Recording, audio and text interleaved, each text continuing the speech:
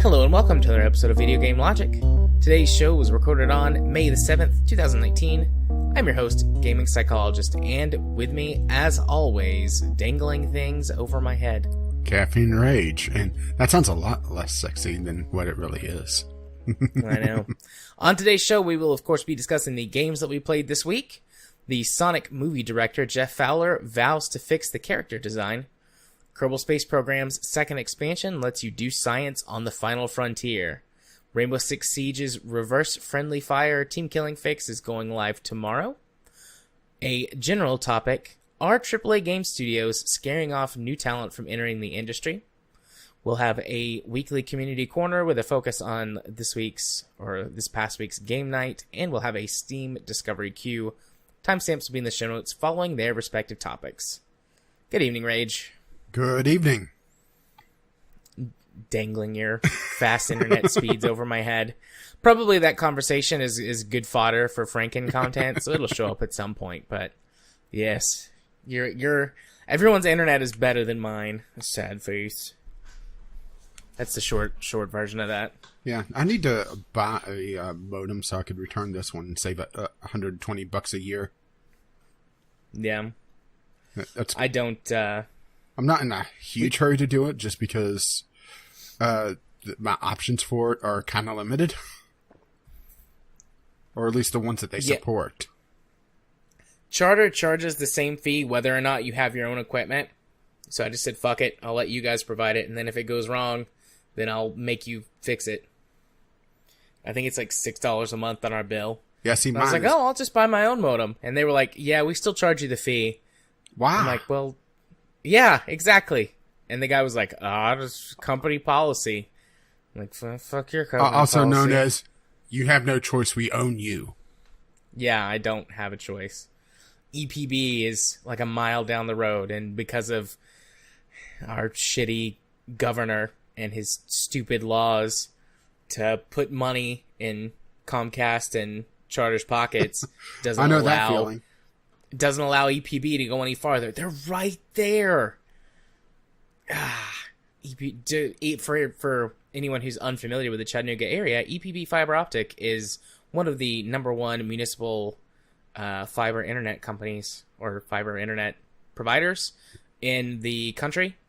Chattanooga is known as Gig City because of EPB Fiber Optic, and they're a mile away from my house. But they were stopped before they came up this way offering their services. It's very sad. I'm very sad. You just sit on your lawn and just look off into the distance, in the direction of the nearest nose. Like, one day. There's a bunch of trees in the way, but I know it's there. I drive past it every day on my way home from work and stare at it longingly. Almost like I'm a stalker. Like, one day, I'll get my hands on you. Yeah, I just decided to Google your governor, and he has a lot of interesting policies. A lot of asshole policies. I'm feisty tonight. Yeah, really? I don't know why. I don't know if it's just because I had like a good... I mean, I'm tired. I had a busy day at work today, but I'm feeling pretty good. I think fingers crossed, I think all this work politics shit from the last couple of weeks is finally blown over. Things are perking back up around the office. Yeah, now it's national politics again. Yay. But I can at least, at the end of the day, bury my head in the sand and say, nope, I've had enough internet for today. I can't really do that at my office. Oh, of course you get back that. Sorry, I'm still going through the different legislations. Like, wow, this guy's kind of an ass. Welcome to the South. Granted, you're familiar with that. Technically, I'm in the South. Both know what the Mason-Dixon line is, and I live south of it. Yeah, I did not vote for Bill Lee. I voted for Phil Bredesen. He did not win. He did not even come close to winning. Well, of course. But anyways. Well, to be fair, I didn't vote for my governor either, and then he changed parties, so I definitely won't vote for him. Yeah. So I saw a thing this week that I want to talk about right at the top of the show. Oh, boy. Just briefly. I swear I didn't do it. What this thing was. So I went and saw Endgame this weekend. I'm not going to spoil Endgame. I'm not really going to talk about the movie at all, except for one specific scene that frustrated me. So, in case you don't know, dear listener, Epic and Marvel Studios have had a partnership for the last couple of movies now. In Infinity War, they did a marketing thing where that in Fortnite there was a special... there's another one going on right now. Well, yeah, I know. But for Infinity War, there was a special game mode and some cosmetics. And then for Endgame, there has been another special game mode and some more cosmetics tied into the movie. And I don't think there was anything in Infinity War that had to do with Epic Games or Fortnite. Maybe I missed it, but I've seen that movie like a dozen times now, and you think I would have noticed that. But in Endgame, pretty early in the movie, there's a specific scene with several characters for about 15 or 20 seconds interacting with Fortnite. They play it for... I like how you're saying interacting and not playing. Yeah, they air quotes play it for like... I don't know, 10 seconds on screen, and then Thor yells at a character whose name is Noob Slayer 69.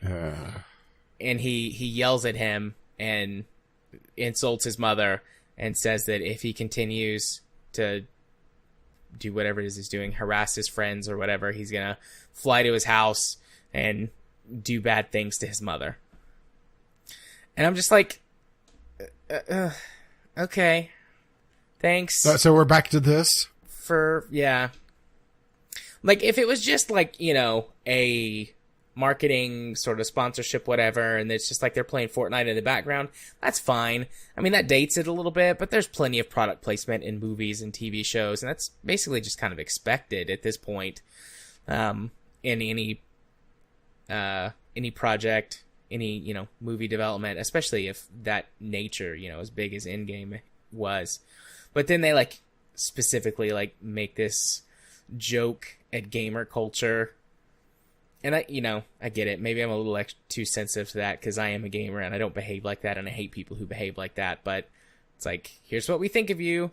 And it goes to some other stuff that happens in the movie, like this sort of a character development that happens. I'm not going to say anything else because it's only been out for a couple weeks at this point, and even though it's like the biggest movie in history ever, there's still plenty of people who might have not gotten a chance to go see it who want to. So I won't say anything more than that, but it speaks to some overall character traits that are going on, developments from Infinity War that some of these characters are going through. That's it's just like, less really, than savory. It's like, that's how you're gonna roll with this? Okay. So I just wanted to point that out. For me, that's going to date Endgame real quick. Even by next year, or the next couple of years, as Fortnite fades out of consciousness. Hopefully. Because, I mean, it can't exist in the public conscious forever. Even if it's still a big game. Yeah, like, especially with... I really think Battle Royale is kind of at its peak right now. Yeah, I do too. Could be wrong, but I agree with you. But even you think of other juggernauts in the industry, World of Warcraft, StarCraft 2, League of Legends, like they have all faded more to the background. They're still big games, big properties. It's not like they're dying or anything, but they're much more in the background. I suspect that will happen to Fortnite in the next couple of years. But that little marketing spot in Endgame will live on forever. Yeah, at least it's not as bad as the gravity assist in The Martian. Yeah, it carries the same level of cringe factor for me, but it's at least it's not explaining a gravity assist to the director of NASA. Yeah, I mean, really? Yeah. Ugh. I also watched another movie this week about a dog going home. I think it was called A Dog's Journey Home. It was for family movie night. My kid picked that movie. It was not a very good movie. It's very clearly a movie for children. The acting is very bad. The special effects are terrible, but my 5-year-old loved it because it had a dog in it and the dog talked to us. Or you could hear the dog's thoughts as if it was talking because, someone was doing voiceover for it. But my kid was like, wow, she talks. The dog talks. You should introduce him to Homeward Bound. Yeah, we're going to. Now that he's interested in... We got a whole bunch of dog movies to introduce him to, or a whole bunch of animal movies, I guess. But a Dog's Way Home. Sorry, not A Dog's Journey Home. I guess Babe is on the list as well. Yep. Yeah, which And actually beat Apollo 13 for best visuals of that year for the Oscars. I did not know that. That's one of those. That's one of those little factoids that, or not factoid, but facts that kind of stuck in my mind. I do appreciate that film and sort of modern or popular culture has came a long way in terms of like LGBTQ issues. Like I know I'm way off in the weeds here, but both In-Game and A Dog's Way Home had character moments in it like that were very clearly like these people are gay, but they're just people. And I'm calling more attention to it than the movie does. And I appreciate that because I know a time, most people know a time, when if you were, an effeminate male character, that was code for evil. The traits that portrayed homosexuality and transgenderism and things like that, code for evil. And I know that still exists. It's not like, oh, it's all gone now. It's cured. But just seeing, like, the most massive movie property in history... And then just like a kids movie as well, like this very wholesome kids movie, just approaching LGBTQ culture as like, yep, this is just a thing that exists. Don't worry about it. It's normal. Just makes me feel happy inside. So way to go, A Dog's Way Home. And also, In-Game.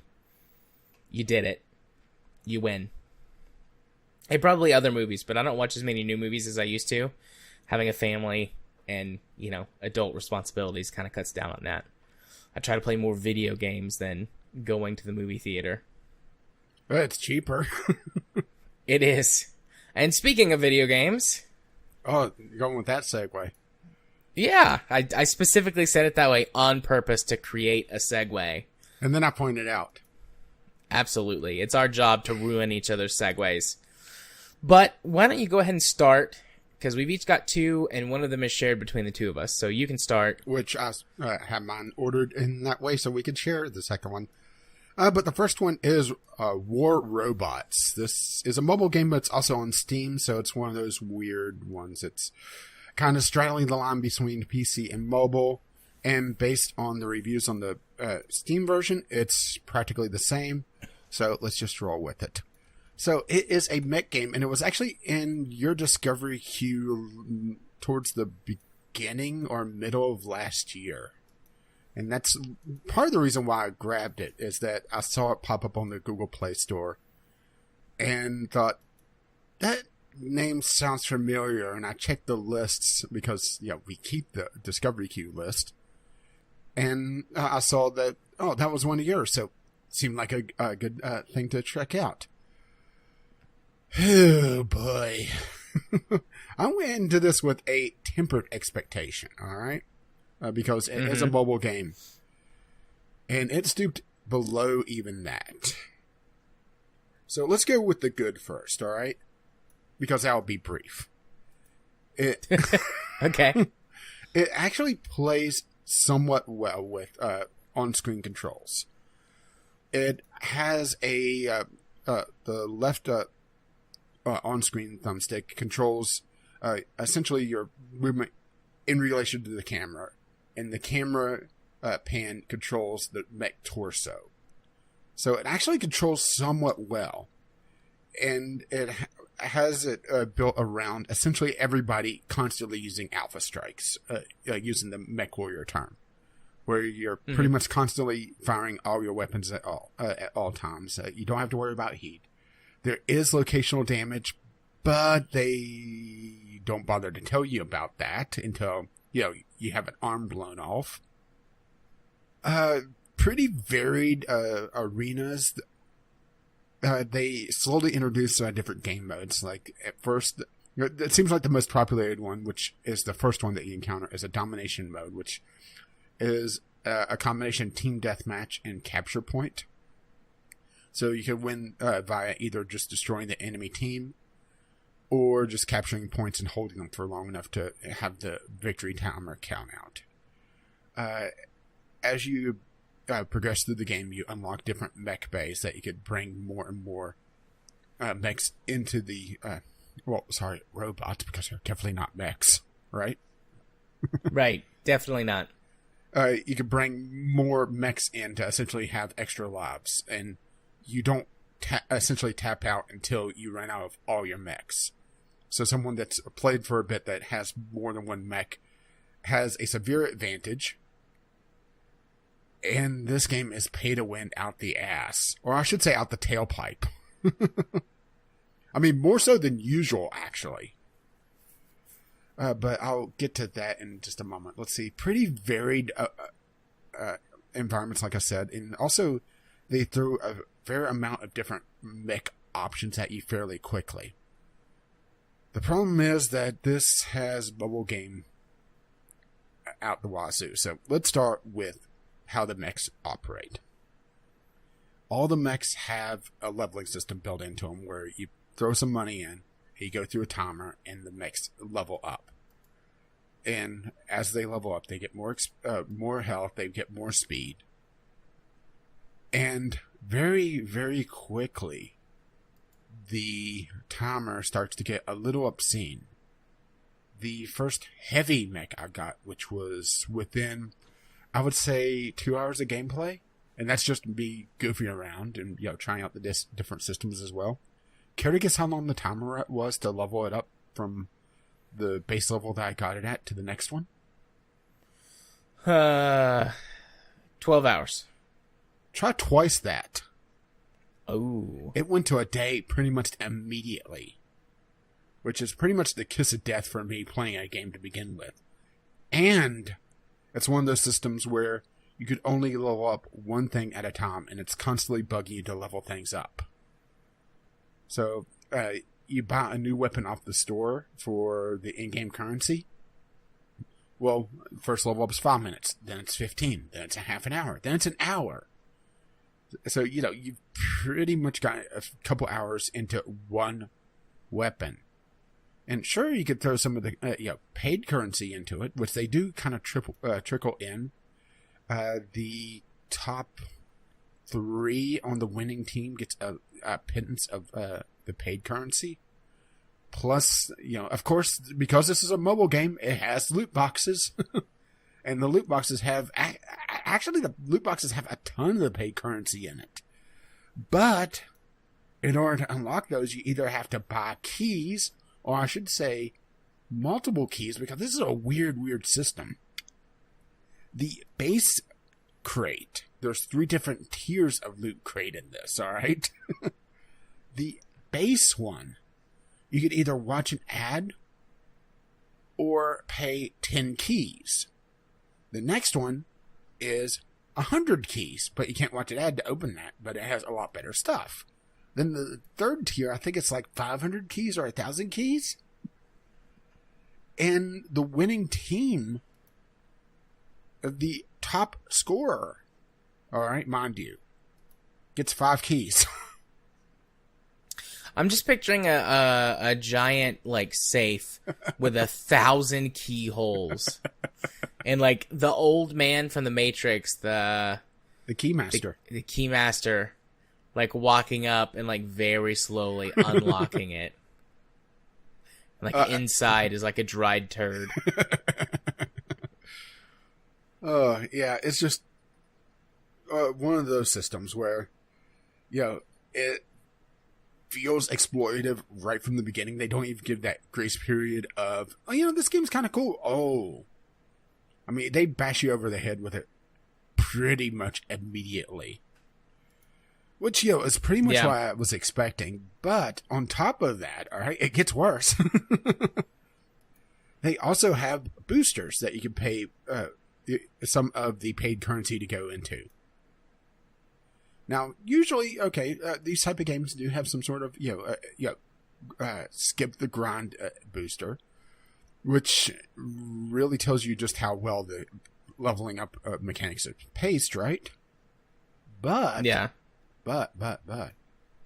this one had the experience booster, it had a damage booster, it had a defensive booster, and it had a speed booster. And all of them are separate paid currency buys. And they're very, very limited in time. And it has a VIP system on top of it. Oh, right? Yeah. I played this game once. I can't remember if you 2 years ago. I can't remember if you played it or not. I know it was on your Discovery Cube. I can't remember if you played it. Yeah, I think I said I've played this on when it was on my Discovery Cube. I think I said I played this on mobile a while back and talked about it for a minute. You're talking about a lot of stuff that I don't remember that I suspect was always in the game, and I only played it for maybe an hour tops. And I was like, okay, this is just mobile game trash, basically. When it comes to just the biggest thing that got me was the timer, how long the timers are. Yeah, for especially how quickly research they and ramp upgrade. How quickly they ramp up, and that you can't stack them. Because if you could stack, leveling up all your weapons overnight, it makes it slightly more palatable. But no. Let's see what else. The heavy mech I got. All right, it had an additional slot on it that allowed me to equip a utility item. All right, to heal myself. Mm-hmm. Care to guess? Care to guess what? Give me a hint. Care to guess what fuckery went on there? That the healing item requires charges that cost money. No, it doesn't require charges. It takes directly out of a paid currency, a completely separate paid currency from the one that gets a trickle income that you could only get, as far as I could tell, from the crates. Well, there's not really much point of having a healing item then. Oh, but they also have it positioned right next to the fire button, so you know you're going to eventually hit that on accident. And there's also, it's really weird how they have this set up where, they have the big fire button, essentially an alpha strike, and then they have all the separate weapons. As far as I could tell, you could have at most 4 weapons on a mech. And different mechs have different maximum loadouts and different types of weapons that they could equip. There is no reload mechanic. All the weapons have, or at least all the ones I was able to play with, have essentially a clip system that the only way that they would reload is if you completely empty them. So there were several times that I was out of battle and I was just trying to empty a clip out of a weapon that was, I would say a third ammo left. Because, there was no reason not to do it. And, the weapon, individual weapon buttons are so much smaller than the alpha fire button that it was actually very difficult for me to be able to hit the individual weapons outside of, just trying to empty a weapon. And also there were several times that it would pick up that I was trying to press the weapon fire button when I was just trying to swipe the screen to turn around because someone was trying to flank me. Mm-hmm. It felt like there was the fire button was a lot larger than it was showing on my screen. And also because I have a newer phone that has a curved bevel on it. The way that they get around trying to have a complete lack of minimap is, the traditional, little tiny triangles around the edge of the screen. Well, because my phone is in a case and it has a curved screen on it, it was very difficult, if not impossible, to see those arrows half the time. So, it felt like I was flying a bit blind. And on top of that, the lock-on mechanic from this game is just, at times, just brain dead. And that is also something that is on the PC version, is the way that they have the lock-on. Where essentially you point the camera at an enemy, and it does like a soft lock, and then you kind of home in on it. And missile attacks have a timer that essentially counts down to get a hard lock to be able to fire it at them, and assuming that you have an indirect fire missile, because some of them are indirect, some of them are direct, of course, right? Well, yeah, there were several times that the match would just start, and I would just get hammered with missiles that I couldn't even see the enemy because they got a lock on me from across the damn map. The map was too small, and the missiles had too long a range, and I had no line of sight. They got a lock on through the building, and that's a default behavior of the lock-on system. The only way to not have a lock-on like that is if you're running a stealth mech, and it doesn't turn you invisible as far as I can tell. It disables that auto lock-on feature. And on top of that, if the enemy mechs, there are several of them like right close to one another, but especially if they're at a distance, it will confuse the ever-living hell out of that auto lock-on. There was one or two times that I nearly killed someone, and the lock-on mechanic said, "Okay, well that guy's dead enough. Let's go pound on this guy for a bit." And I would miss a kill, and some points for it, because all my weapons would snap to this other target, because it has a rather strong auto aim mechanic on it, because it's a mobile game. So not much of a fan of it. I mean, graphically, it doesn't look bad. I mean, it's not amazing, but, once again, mobile game. But I have to say that the PC version looks pretty much the same, which is, pretty much inexcusable. But, I take it I put a lot more time into this than you did, though. I think so, yeah. And there's also some pretty hard pay-to-win mechs that also are available out of the crates, of course. Like, there's one called the Phalanx that I'm pretty sure that is only available for the paid currency, which you could eventually grind out for, because, the winning team does get, that pittance.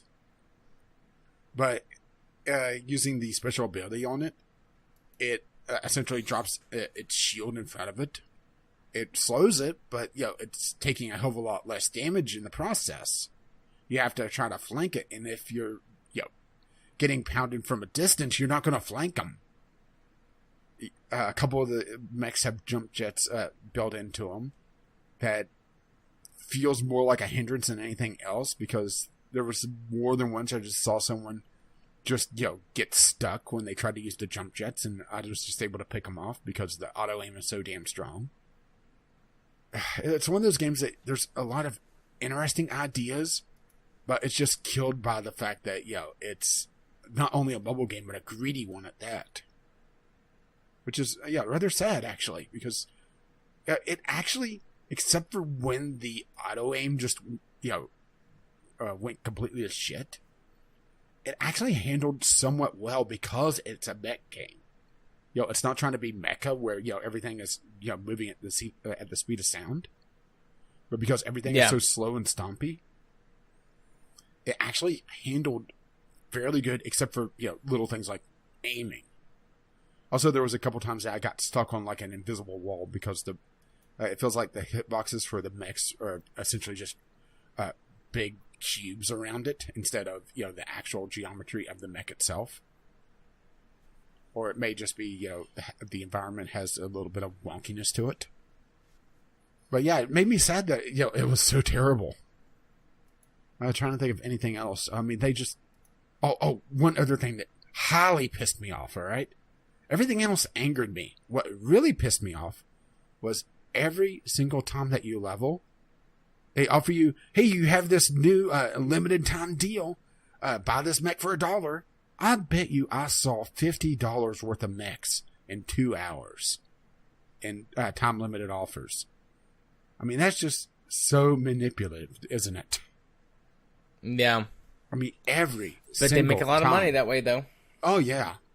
I bet you this is big with the kids that love their robots, because just the way some of them acted. Also, there's no way to try to coordinate. I mean, I understand that, you definitely don't want voice chat on this, but there's no, like, ping mechanic or anything. There's, nothing to coordinate. So it's just, trying to herd cats.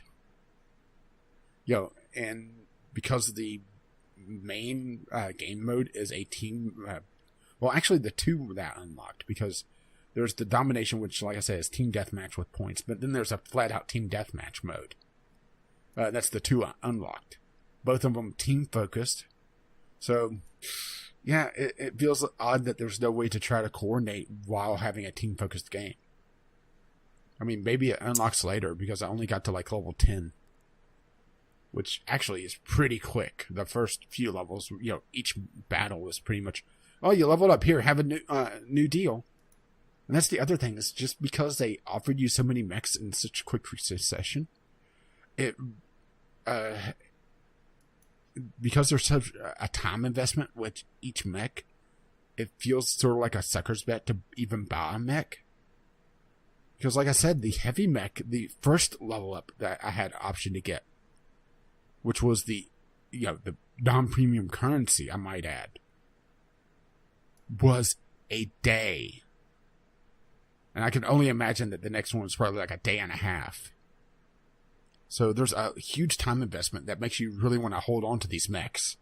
But then they offer, start trying to hammer home, oh, you need to buy this mech, you need to buy this one. It's just such a weird conflict of game mechanic and, business model. But hey, right? Yeah. But yeah, this is like a whale gamer's dream.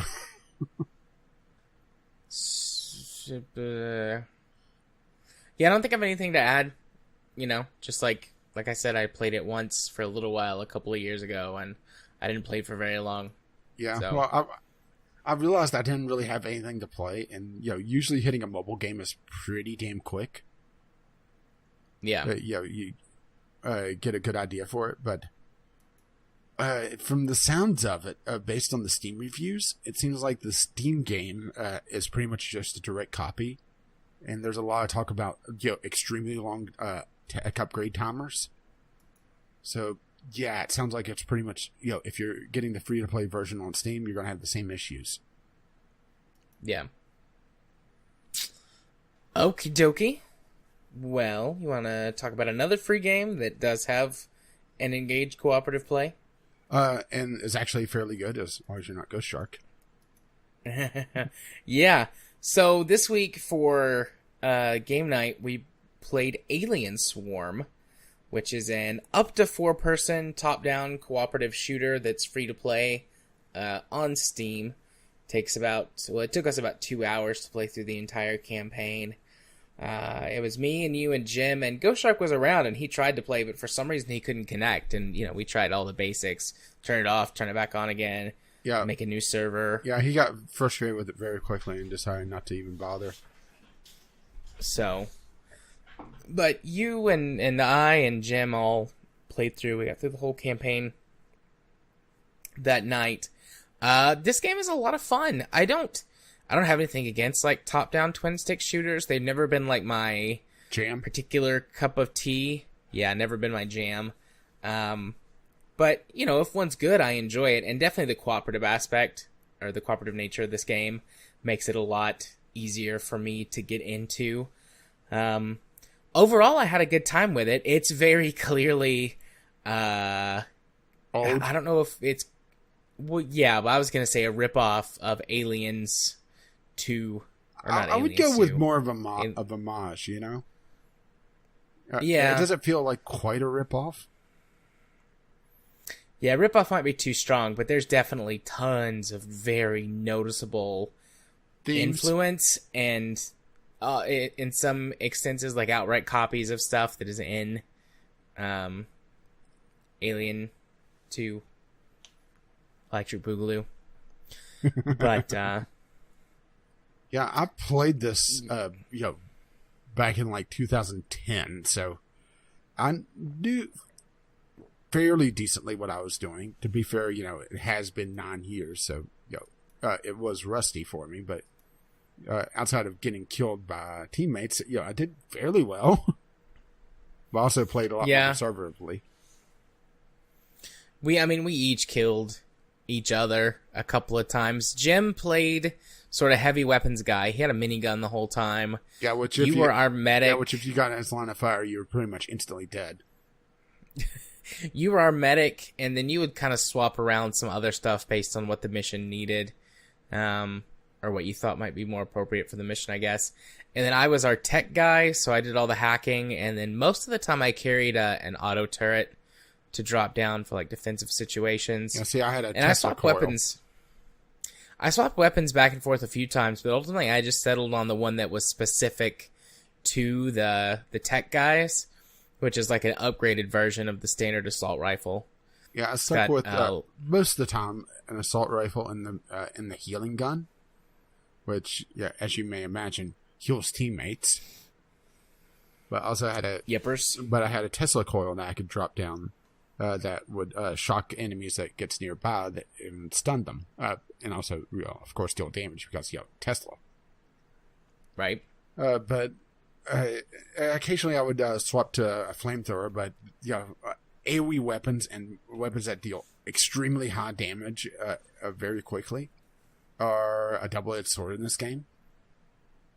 Great for killing them aliens, but also great for killing your teammates. Yeah, because friendly fire is a thing in this one.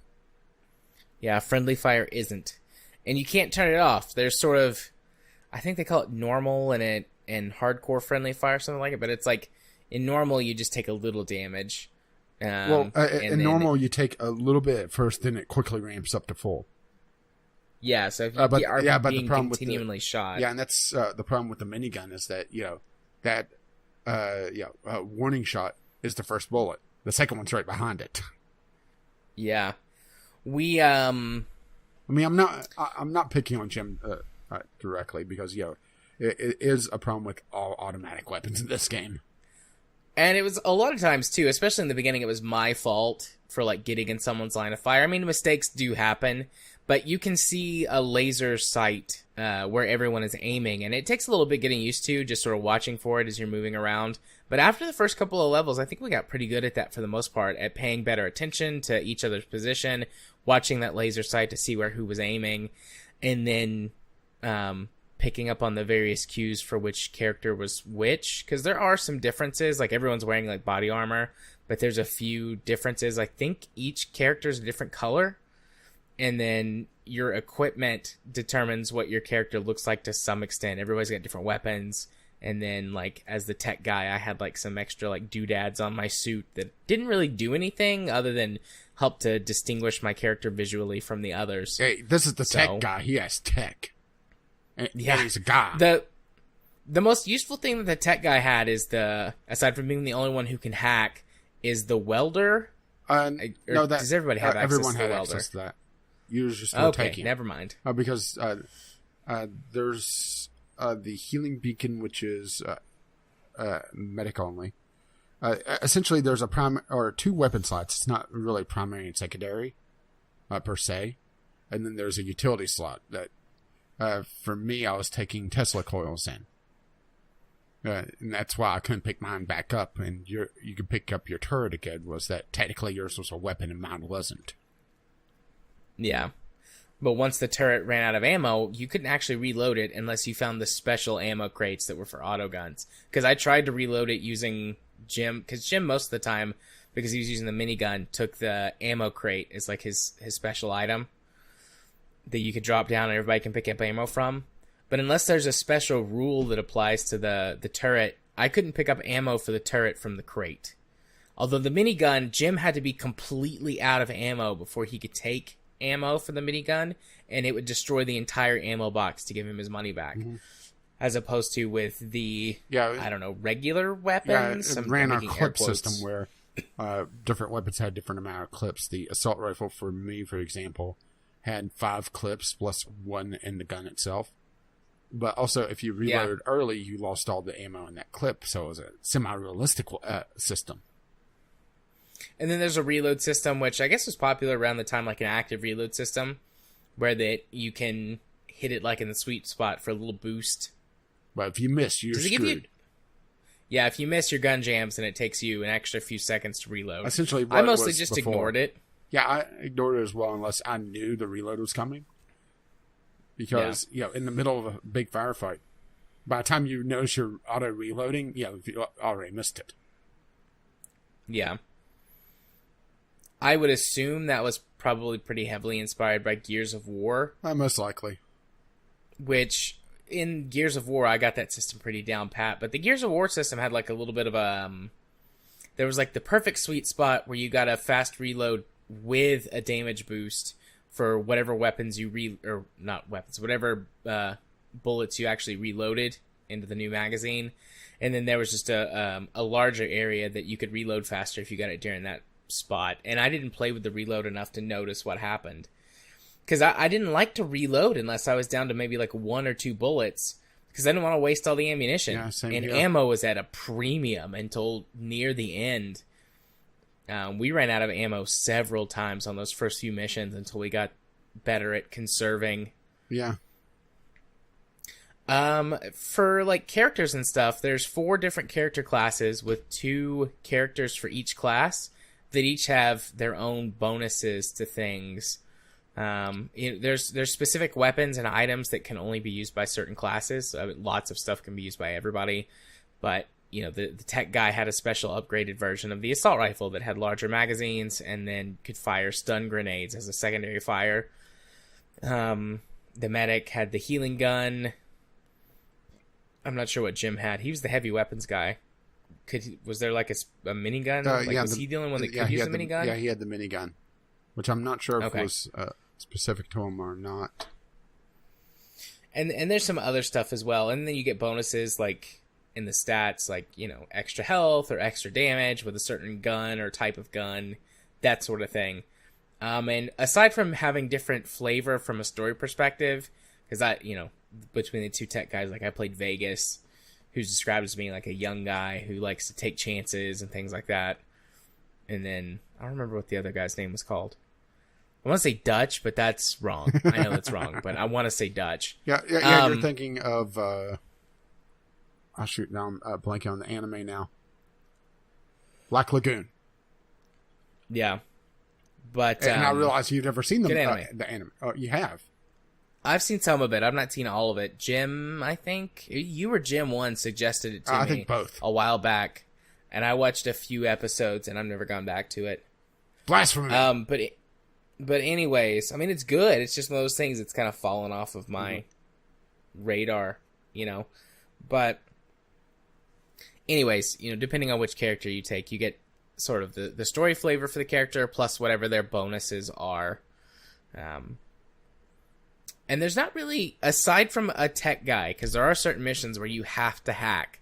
Aside from a tech guy, there's not really anything that requires you to do something special. I guess there's the one mission where you have to have a flamethrower. Yeah, but that's, any class could take it. Yeah, so... Well, and also, technically, the flamethrower is also very useful in any mission that has a lot of fire, because the secondary fire on it is an extinguisher. Yeah, but there were extinguishers lying around if we ever needed that. Yeah, true, but... As well. Yeah, but juggling weapons can be a bit of a pain. Yeah, that's fair.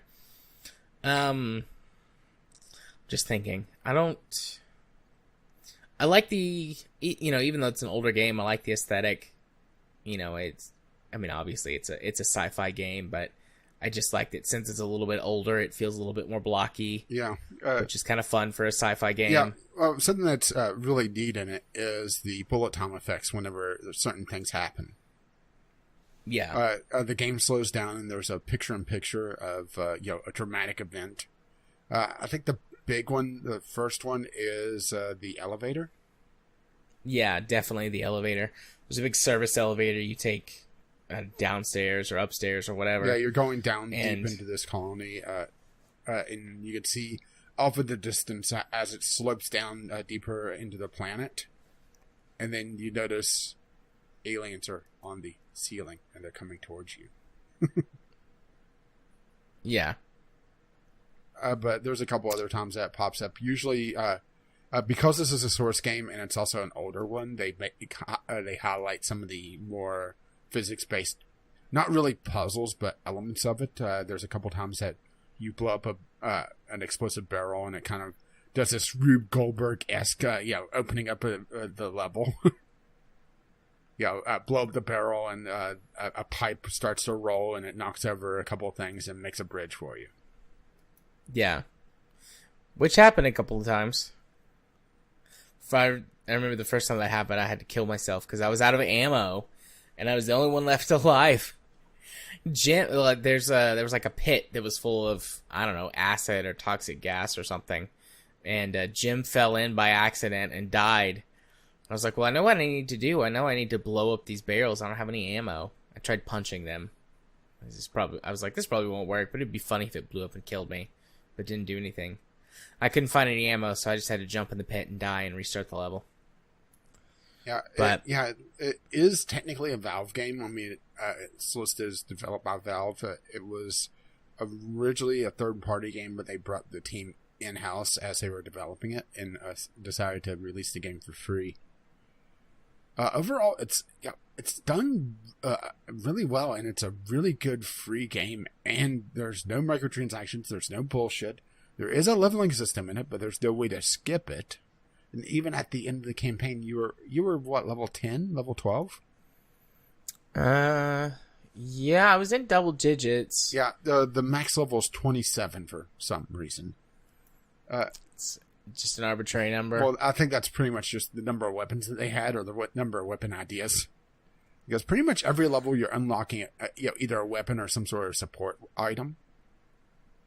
And there's a lot of variance in it that allows for different styles of gameplay. There's night vision goggles that you get equipped to, for some of the darker areas, which wasn't really a problem, but if you wanted it, you had it. Different passive upgrades, damage reduction, that sort of thing. Different active armors, grenades, Tesla coils. So there's a lot of variance and a lot of things that you could try out to find what you like. And also you could up the difficulty because things get real quick, even on the normal difficulty. Yeah, after we beat the first mission, it was like, you did so good. Would you like to upgrade the difficulty to hard? And we were like, no. And we made the right decision. Facehuggers are the worst. Yeah. Facehuggers what got us, I think, the most. Yeah, the first time we encountered it, it jumped right through the crack of the door and onto my face. And the only way to get rid of a facehugger is to heal through it. And it damaged me too much to be able to do that. I am able to heal myself through it. It's just I was too low a damage. And I think I might have gotten shot because people were trying to kill the facehugger. Yeah, I punched a facehugger off of someone at one point. I got an achievement for it. So it looks like you can do that, but it was pretty hard because I punched many times before I got him. See, I didn't know that, but usually whenever I'm playing this, I'm playing the healer. But you were an excellent healer, sir. Well, when I wasn't dead.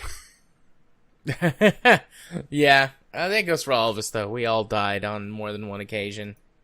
Yeah. Jim, he died at the very end. We left him to die. Yeah, I have to say, I really do like the last mission, but we almost screwed ourselves on it. When I had welded every door shut behind us. Yes. Because I was like, they can't follow us if I weld all the doors shut. But then we needed to escape through all the doors that were welded shut. Thankfully, the aliens opened them. Yeah, they did bash down most of them. Several doors. I think I only had to reopen one of them. Yeah, well, to be fair, it was nearly destroyed anyway. Yeah. I don't know. I think we covered just about everything. Are we missing something? No, that I think is about it. I will say that I think it's worth a play, and there are a few modded campaigns to be able to go through. It is an older game now. It was released, I think, in 2008, 2009. I know the last time I played it was 2010, if that gives you any idea. So, it's a bit old-fashioned on its game design. Which, damn, that makes me sound or feel old saying, a game released, and way back in 2009 is a bit old-fashioned design. Fuck. Well, I mean, that's, 10 years ago. So, old-fashioned. But it is a Source game, so as long as you're not Ghost Shark, it should run on just about anything. Sorry, Ghost. Sorry. I don't know what was causing his issue. He just said that. Me either. He just said that it wouldn't start, but wouldn't say what it was doing. At least as far as I could tell. So, just a little playful picking. So, I think that's it for Alien Swarm. So, your game. Indeed. So, the only other game that I played this week that I have something new to talk about is Lego Marvel Superheroes, which I have talked about previously within the last couple of months. But, few things. Currently, I'm extremely pissed off at this game. I'll get to that in a minute. I was enjoying it. So, it takes a lot longer to get through things when you're playing cooperatively with a 5-year-old than if you're playing through them by yourself. So probably if you're sitting down to play this with like your 10-year-old, or if you yourself as an adult want to enjoy this game, within 2 to 3 hours, you're going to get to where the game opens up to a big open world scenario, a big thing with DC, or not DC, with New York City and, Grand Theft Auto, but with actual, but with superheroes. Like, you can steal cars and drive around and blow stuff up and collect the little but why would bricks. Spider-Man have to steal a car? So I was playing as the Hulk / Bruce Banner, and you can shrink down to Bruce Banner and then steal a car and drive around faster than you can run around as the Hulk. That seems wrong somehow. But, it took me maybe 10 hours to get there with my kid because, God bless his little heart. He tries so hard, but he's 5 and he's still learning the ways of video games and his way around a controller and things. So, and some of the puzzles and stuff that they stick into these Lego games are actually a little bit difficult to figure out the first time. Like, once you get it, it's like, okay, this is a very simple puzzle that's fairly repetitive. I know what to do. But sometimes that initial, like, how do I solve this problem, can take a while. 10, 15 minutes at a go. But, anyways, when it opens up into an open world, it kind of becomes a completely different game. And whenever you go to do missions, they do become the linear type of missions that you've been experiencing so far on the playthrough. But just being able to wander around New York City and teleport up to the helicarrier and, like, skydive. Skydiving is always fun. And I think there's other areas you can go to that I don't have unlocked yet. But it's just very fun to, like, what do I want to do? Would I like to swing around the city as Spider-Man for a while? Why, yes. Yes, I would. Or, do I want to summon, some iconic vehicles and things that villains have had from the series and drive around in those and blow stuff up? Like, why, yes. Yes, I would. It's a lot of fun. It's very simple. There's not like a bajillion things on the map like you see in any Ubisoft game ever. Any Ubisoft game, yeah, or a Rockstar game. Like, there's nothing like that. Yeah, a Ubisoft game is more icon than map. Yeah, so you can just enjoy it. You enjoy roaming around and messing with all the different things and finding Easter eggs and stuff like that. I mean, we had a blast just like flying around the city for like 2 hours the other day. So it's a lot of fun. Now let's talk about the part where it makes me really mad. So this is now the second time this has happened. The first time it happened, I thought that maybe my kid had messed something up. But this game deletes save data or loses it or corrupts it or something. And this is a known problem for the game that has essentially been abandoned. It seems to affect more PS4 players than it does Xbox players, but it does still affect Xbox players. And just for some reason, your save data will disappear. You quit the game, it auto-saves, you're all happy with your progress. You come back the next day or in a couple of days, ready.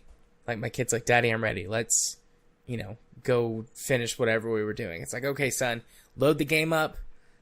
And it plays the intro cutscene instead of just like going straight to the main menu. And I'm like, oh no.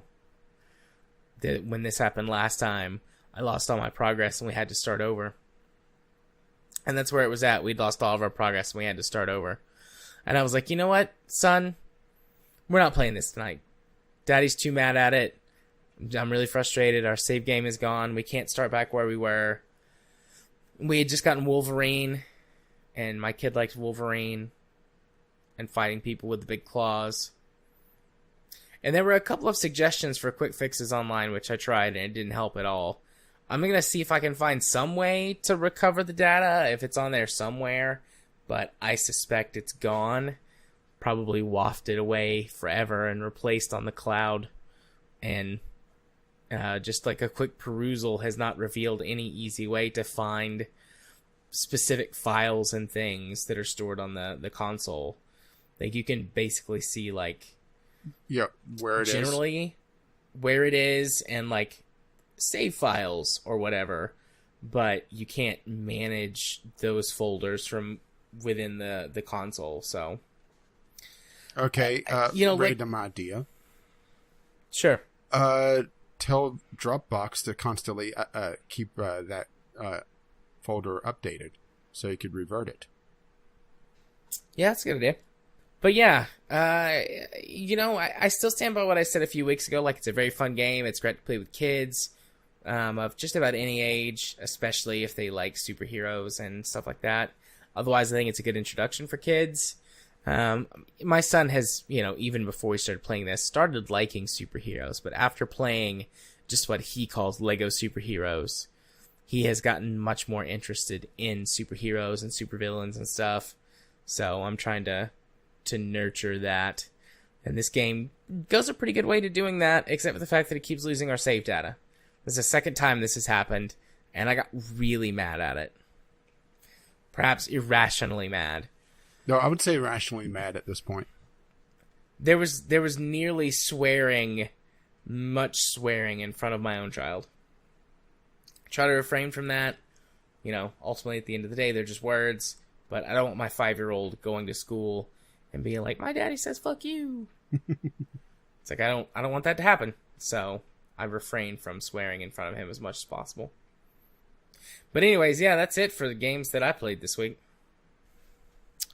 So if you don't have anything else to add, I think we can go ahead and move it on along to our first news topic. Or I guess if you don't need a break as well, you can take a break too if you need one. Okay. See a cough drop. Just gonna take which thankfully I have some right here. Just took a sip of a beverage. Our first news story of the week: Sonic movie director Jeff Fowler vows to fix the character's design. So, universally, the Sonic trailer was hated. Aside from a few mocked. Mocked. Mostly everybody hates the character design of Sonic. Fixing Sonic's character design does not fix that movie, but at least then it doesn't look quite so much like hot, scary garbage. So a huge amount of criticism that's been thrown at that game is how bad Sonic looks. And the studio, or the director, rather, and I guess this is a decision that would probably require studio backing, but I can't say that for sure, has said, you know what? We hear you guys loud and clear. We're going to change Sonic's design. Like, boom. And people have been like, yay! And there was much rejoicing. Indeed. But I have a little bit of a conspiracy theory about this, and it's a pretty common theory. Like, I'm not the only person that I've seen, like, posit about this on the internet. But I think that they made this design for whatever. Someone in a boardroom who had no idea what Sonic was and what the kids these days are into was just like, yeah, that'll work. He's like a hedgehog that looks kind of like a man. And so they went ahead and made him that way. But anyway, so that they were at that point, like, someone designed it and thought, like, yeah, this is great. And then they did all their focus testing. Because, of course, there's focus testing. Yeah, and most of the people that showed up were like, yeah, this looks like really creepy and weird. But then they didn't do anything about it until, the last minute. And then it's like, oh shit, we know everybody hates this. We've got these trailers. We're on a deadline. We got to get it working. Let's go ahead and start working on it. Put the trailer out. And if by some miracle people are okay with it, then we don't have to worry about it. But when they probably are going to hate it based on all of our testing, then we can just say, oh no, we hear you. We're working on a new Sonic, and we'll have already been working on him for a while. Like, that's what I'm thinking. not viewing malice in this. I'm just viewing mass incompetence. The suits that were in charge of this movie at Paramount, they think they know better. So, they think, why does he have only one eye? Why is he a Cyclops? Right? Yeah. One eye with two pupils. Yeah, and there's a article also in the show notes that the director for Detective Pikachu is saying that he has no idea how they're going to redo it in 6 months for the opening of this piece of trash. Because, of course, it has, just before our Christmas opening, because, it's a kid's movie. Right. Because, what kid doesn't need to scream themselves awake nightmare, right? So. Should be a Halloween release.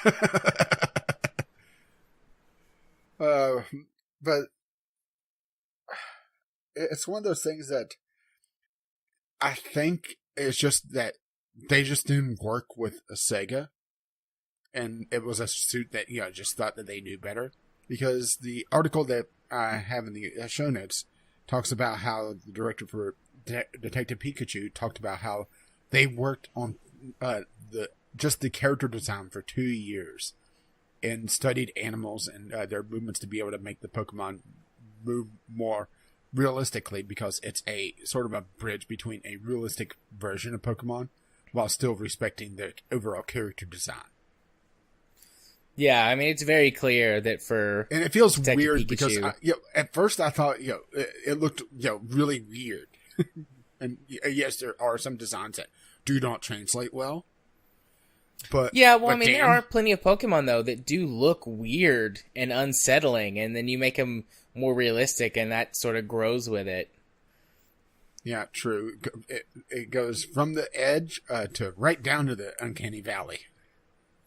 Yeah, but again, the difference between that, even some of the weirder Pokemon, are like you can tell that they were trying to do, get it as close to the original art as possible. Well, also whereas this just like threw it all out the window. No. The real difference is intention. Those Pokemon are meant to look a little creepy, a little weird. Sonic isn't supposed to look like that. No, Sonic's supposed to be like happy and carefree and loves chili dogs for some reason. Just look like a chill dude. I think he's just gas powered. He doesn't run fast. He just has a lot of gas. Yeah, a lot of internal combustion. Yeah, he's not the blue streak. He's the brown streak. But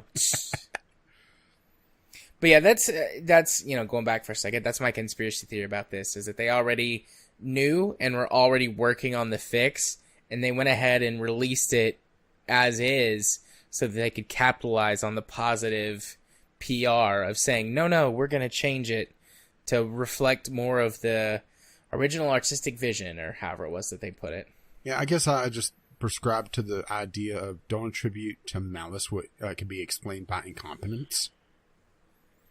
Yeah, I mean, you're not as big into the film industry and film True. as I am, but the film industry is the king of this shit. Like, the only thing really that the gaming industry has got over on the film industry is that the game industry somehow figured out this repetitive or repeat monetization thing with microtransactions and stuff like that. As soon as film figures out, or the film industry figures out how to do that, it will happen. Well, the film just industry as much, at one if not point more. tried to do disposable DVDs for rentals. Yeah. Do you watch Technology Connections as well? I saw it on my feed, but I remembered it from back in the day. I never had one, but I knew they existed beforehand. Okay. I saw his YouTube video from last week or maybe 2 weeks ago on the disposable DVD that, just in case you're wondering, viewer, like, how the hell does that work? It was essentially hermetically sealed inside of, like, some vacuum sealed plastic or whatever. And it had a chemical compound when it on the oxidizes. disc itself. Yeah, it obscures the disc so the laser can't read it. Yeah, and for some reason, not for some reason, but whenever I hear the term hermetically sealed, I'm thinking Late Night with Johnny Carson. I know who Johnny Carson is, but I've never seen Late Night with Johnny Carson. Before my time. Well, one of the things was he would do a fake fortune teller. Yeah. And all the questions that he would answer that was sealed in an envelope were hermetically sealed in a mayonnaise jar on such and such front porch for the last 3 days or something, you know? Gotcha. That's one of those bits that you need to go back and watch, I think, because I think you enjoy it. Even though it's, it's absolutely ancient and actually older than you. Yeah. Definitely older than me. I'll check that out at some point. I'll throw it on the pile, on the list. Thanks to subject you to it. I still have the Hitler movie that you need to watch. Yep, I'm planning on watching that Friday. Okay. Do you have anything else to add to this topic, or are you ready to move on to the next news topic? I'm just, I'll be surprised if they actually pull this off in 6 months and have it actually look decent, because even though, this is, rather trash-looking CGI to begin with, it still takes time to do. And if they do a full redesign and changes proportions, either they're going to have to, have Sonic on, a soapbox out of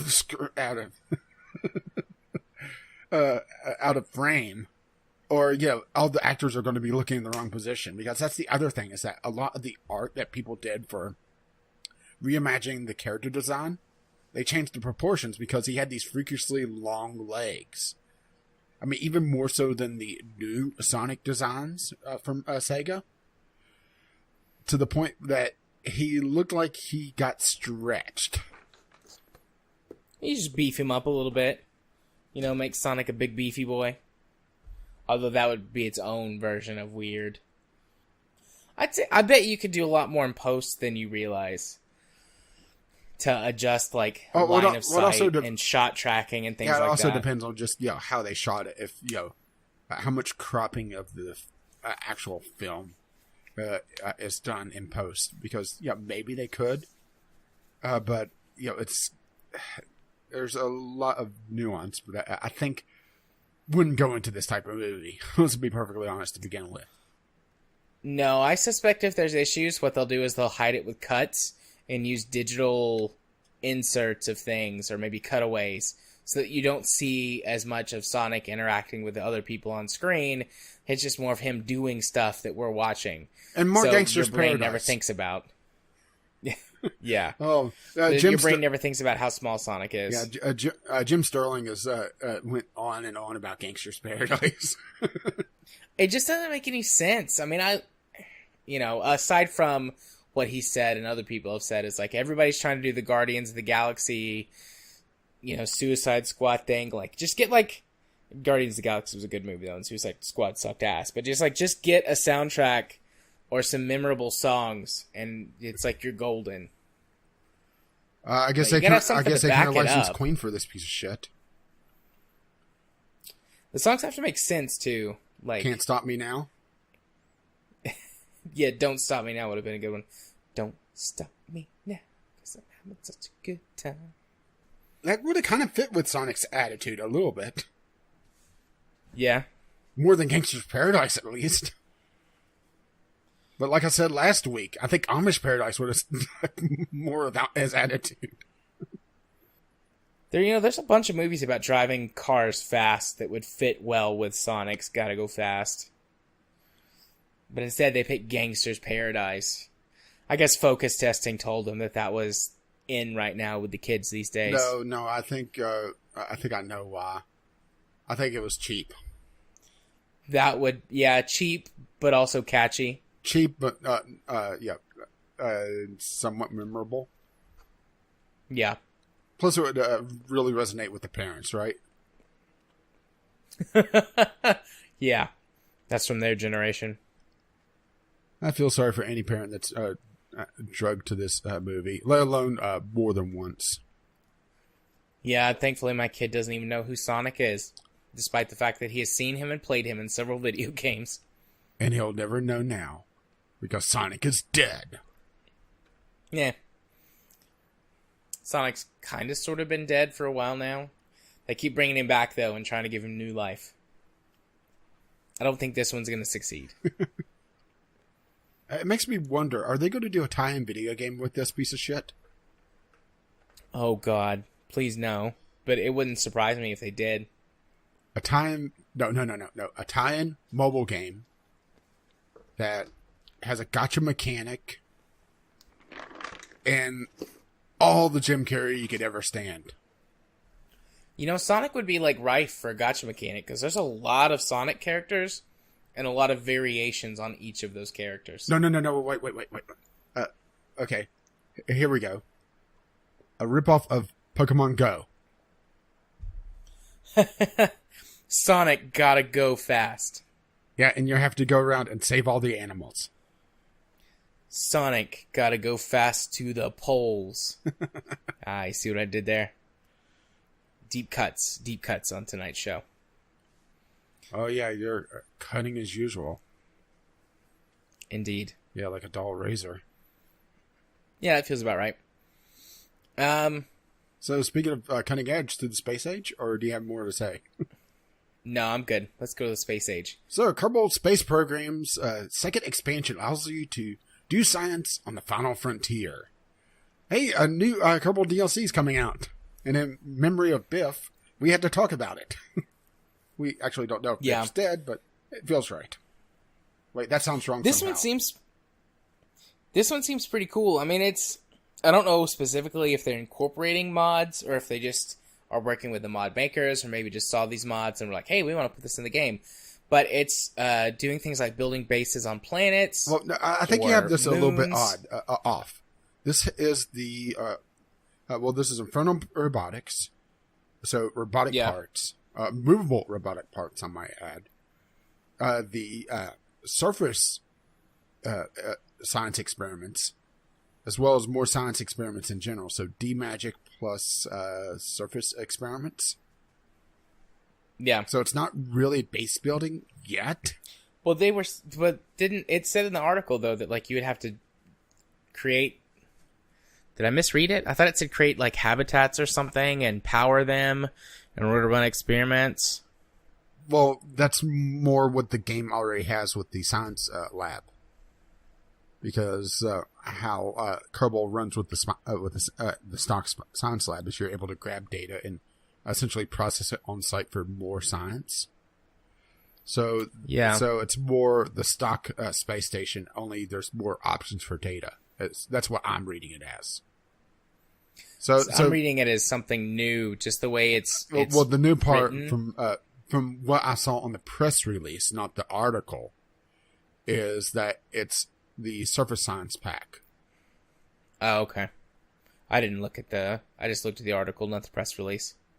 Yeah, take a look at the announcement and you'll see robotic parts. They are adding surface features, which is something that Kerbal desperately needed, something to actually look at. And go explore. Plus, they're interactable to some degree.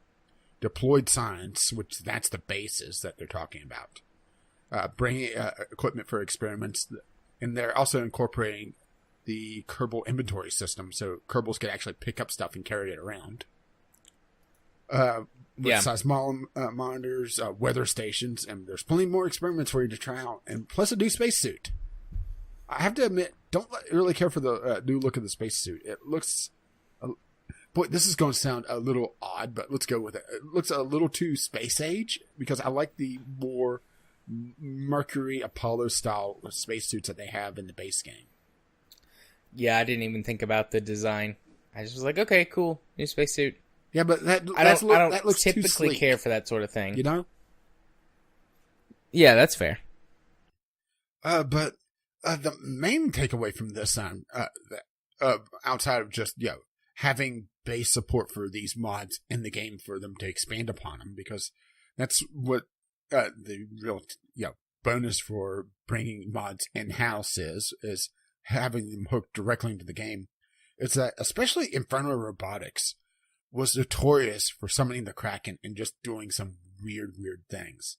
Some of my first things I did in Kerbal was I had Inferno Robotics, and there were times that the spacecraft would just start dancing because it would introduce a wobble. And to be fair, that would happen sometimes without Infernal Robotics. Well, installing Infernal Robotics is basically giving a Kraken a pair of tap dancing shoes, you know? Right. Makes sense. I didn't use Infernal Robotics all that much. I messed with it a little bit, but I never got super into it. I absolutely loved Infernal Robotics. It allowed you to do a lot of fun stuff, especially if you took the time to design a rover that folded up. I never had it quite right, but I was a good ways to a rover that essentially just folded in on itself into like a little cube. The version of Infernal Robotics I had was not exactly stable. So every time I would try to deploy it, there was a good chance of, instead of slowly deploying like it's supposed to, the Kraken would pick it up and throw it like a die. That's interesting. Yeah. Like I said, Infernal Robotics did some weird things. It's just the way it introduced torque to the system. But the fact that this is, let me read this. Brand new robotic parts add a whole new level of creativity to your craft. These parts will include some new control mechanics and let you create all sorts of innovative vehicles and crazy contraptions to aid the Kerbals in exploring their universe. And it has essentially 2 like Scorpion rovers, as well as feet on them as well. So there's some sort of robotic foot going on there. That's actually the nose cone, isn't it?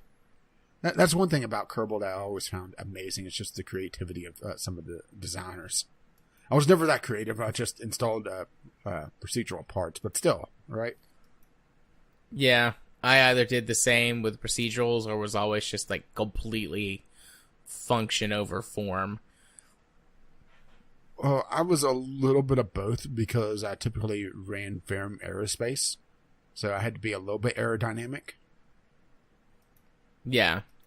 And that was even before the stock aero model was changed to be essentially a Ferrum Light, where it took a lot more cues from your overall design and how aerodynamic it is.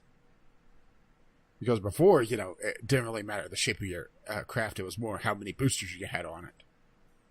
Right. I also usually ran Ferrum Aerospace, but... Yeah, because we hate ourselves, right? You could still do a lot of function over form with Ferrum, though, depending on, you could do, a biplane. Those were able to not bypass, but, kind of cheat the system a little bit. Or using propellers, actually, because of the way that they worked in Kerbal. Well, you're talking about modded propellers or the Kraken engines that they have now? Or have you seen those? No. Yeah, I've seen some of those. That's just insane. But no, I'm talking about modded propellers. The Kraken engines are just insane what people are doing now. Essentially, 2 craft that are held together by fairings, as far as I can tell. It's amazing the ingenuity that's going on with them, Yeah. And I think we're coming up a bit short on this one because it's more just an announcement. Is there a date on this? I didn't see one. I don't remember seeing one. May 30th for $15. Oh, well, there you go. So the end of the month. Well, not quite, but close enough. Well, I mean, right there. One more day. That's the end of the month. You have to be precise in space, right? Yes. Mostly. Otherwise, you just have the probe crash in the ground because you didn't convert to metric and you're still using Imperial. That's happened before. I know exactly what you're referring to. Okie dokie. Let's go ahead and scoot on over to our next news topic then and discuss Rainbow Six Siege Reverse Friendly Fire. Their team killing fix is going live tomorrow. That is tomorrow from day of recording. So this was neat. I hadn't seen anything thought it was like interesting. This. Yeah, and that's why I put it on the docket, was that it looked interesting and I hadn't seen anything quite like it. There's sort of this element in World of Warships And the fact of, like, if you do too much team killing, eventually you get flagged as a team killer, and then any damage you do to your allies is reflected back onto you, I believe, tenfold. Oh, they changed that? Because before, if you were flagged, it was just, your fair game to your teammates. No, after you become flagged, once your icon goes pink, which is the friendly fire, like you've had too much friendly fire in World of Warships, you take reflective damage. It might not be 10 times, but you take more damage than you dish out to your teammates. Well, this system is that after you kill somebody, or team kill, they have an option to say, okay, that was accidental, or that was on purpose. Or if they abstain from voting. If they abstain from voting or say it was on purpose, they get flagged as a team killer, and then any damage that they do is reflected upon them. Instead of dealing damage at all to their teammate, as far as I could tell. Which is an interesting solution to their problem, because team killing has been a bit of a griefing problem for Rainbow Six Siege, essentially from when it went live, from what I can tell. So, yeah, fairly innovative solution on this.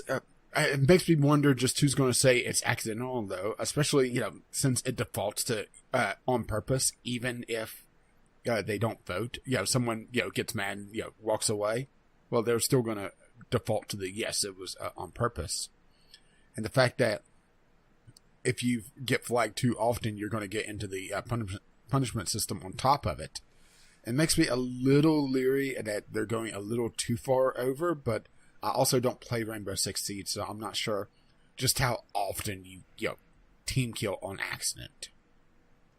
It's one of those games that it looks neat, but I think it would just infuriate me far too much. Yeah, that's fair.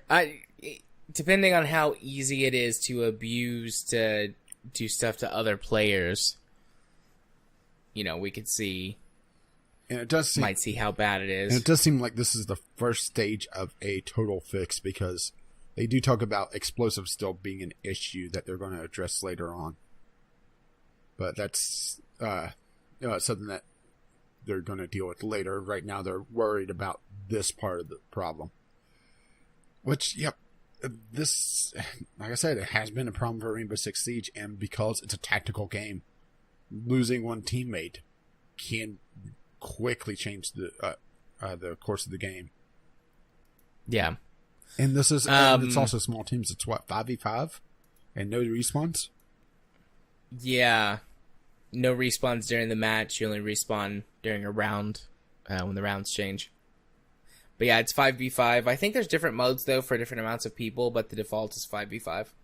I've actually never played Siege. I've seen a few people play it and seen it featured in a lot of YouTube videos. Yeah, it's an interesting looking game because there's a lot of tactics to it, but it's also a very quick time to death.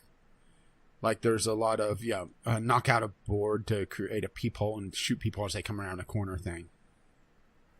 It's a lot. It requires a lot of memorization, and also it did go free to play, but it's one of those games that is very grindy if you try to play it free to play, if memory serves correctly. And there's I think the best. I was going to say there's also a starter edition that is pretty much a sucker's bet, because the way that they have the grinding mechanic set up, it takes forever to unlock new operators, new classes, essentially. So you're better off just waiting for the full game to go on sale if you want to, buy into premium. Yeah. Anyway, go ahead. I don't know what I was gonna say. It's okay. It's not. I mean, it's not. I'm not like blaming you, but sort of. That thought has left my brain. Are there other games that you've seen do similar systems to this? Like, I just pointed out World of Warships, but is there anything else you can think of? This was the first one I saw, but I didn't really pay attention to World of Warships, so I didn't know that mechanic was in there. So the fact that they're doing something different is rather interesting. Yeah, this whole voting on thing is interesting and definitely different. Because like I said, in Warships, it's just automatic whenever you do... Yeah, but you also have to do it to several people in a short amount of time. So, there's a lot, more leadway there. That's why I'm a little leery that this may be abused a little bit, or potentially abused. Yeah. Especially that, I think that's what sticks with me is the default to yes.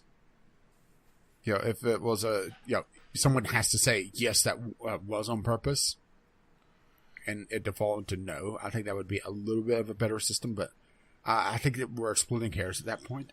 It really depends on just how many times you have to be voted, as a purposeful team killer before you start seeing consequences.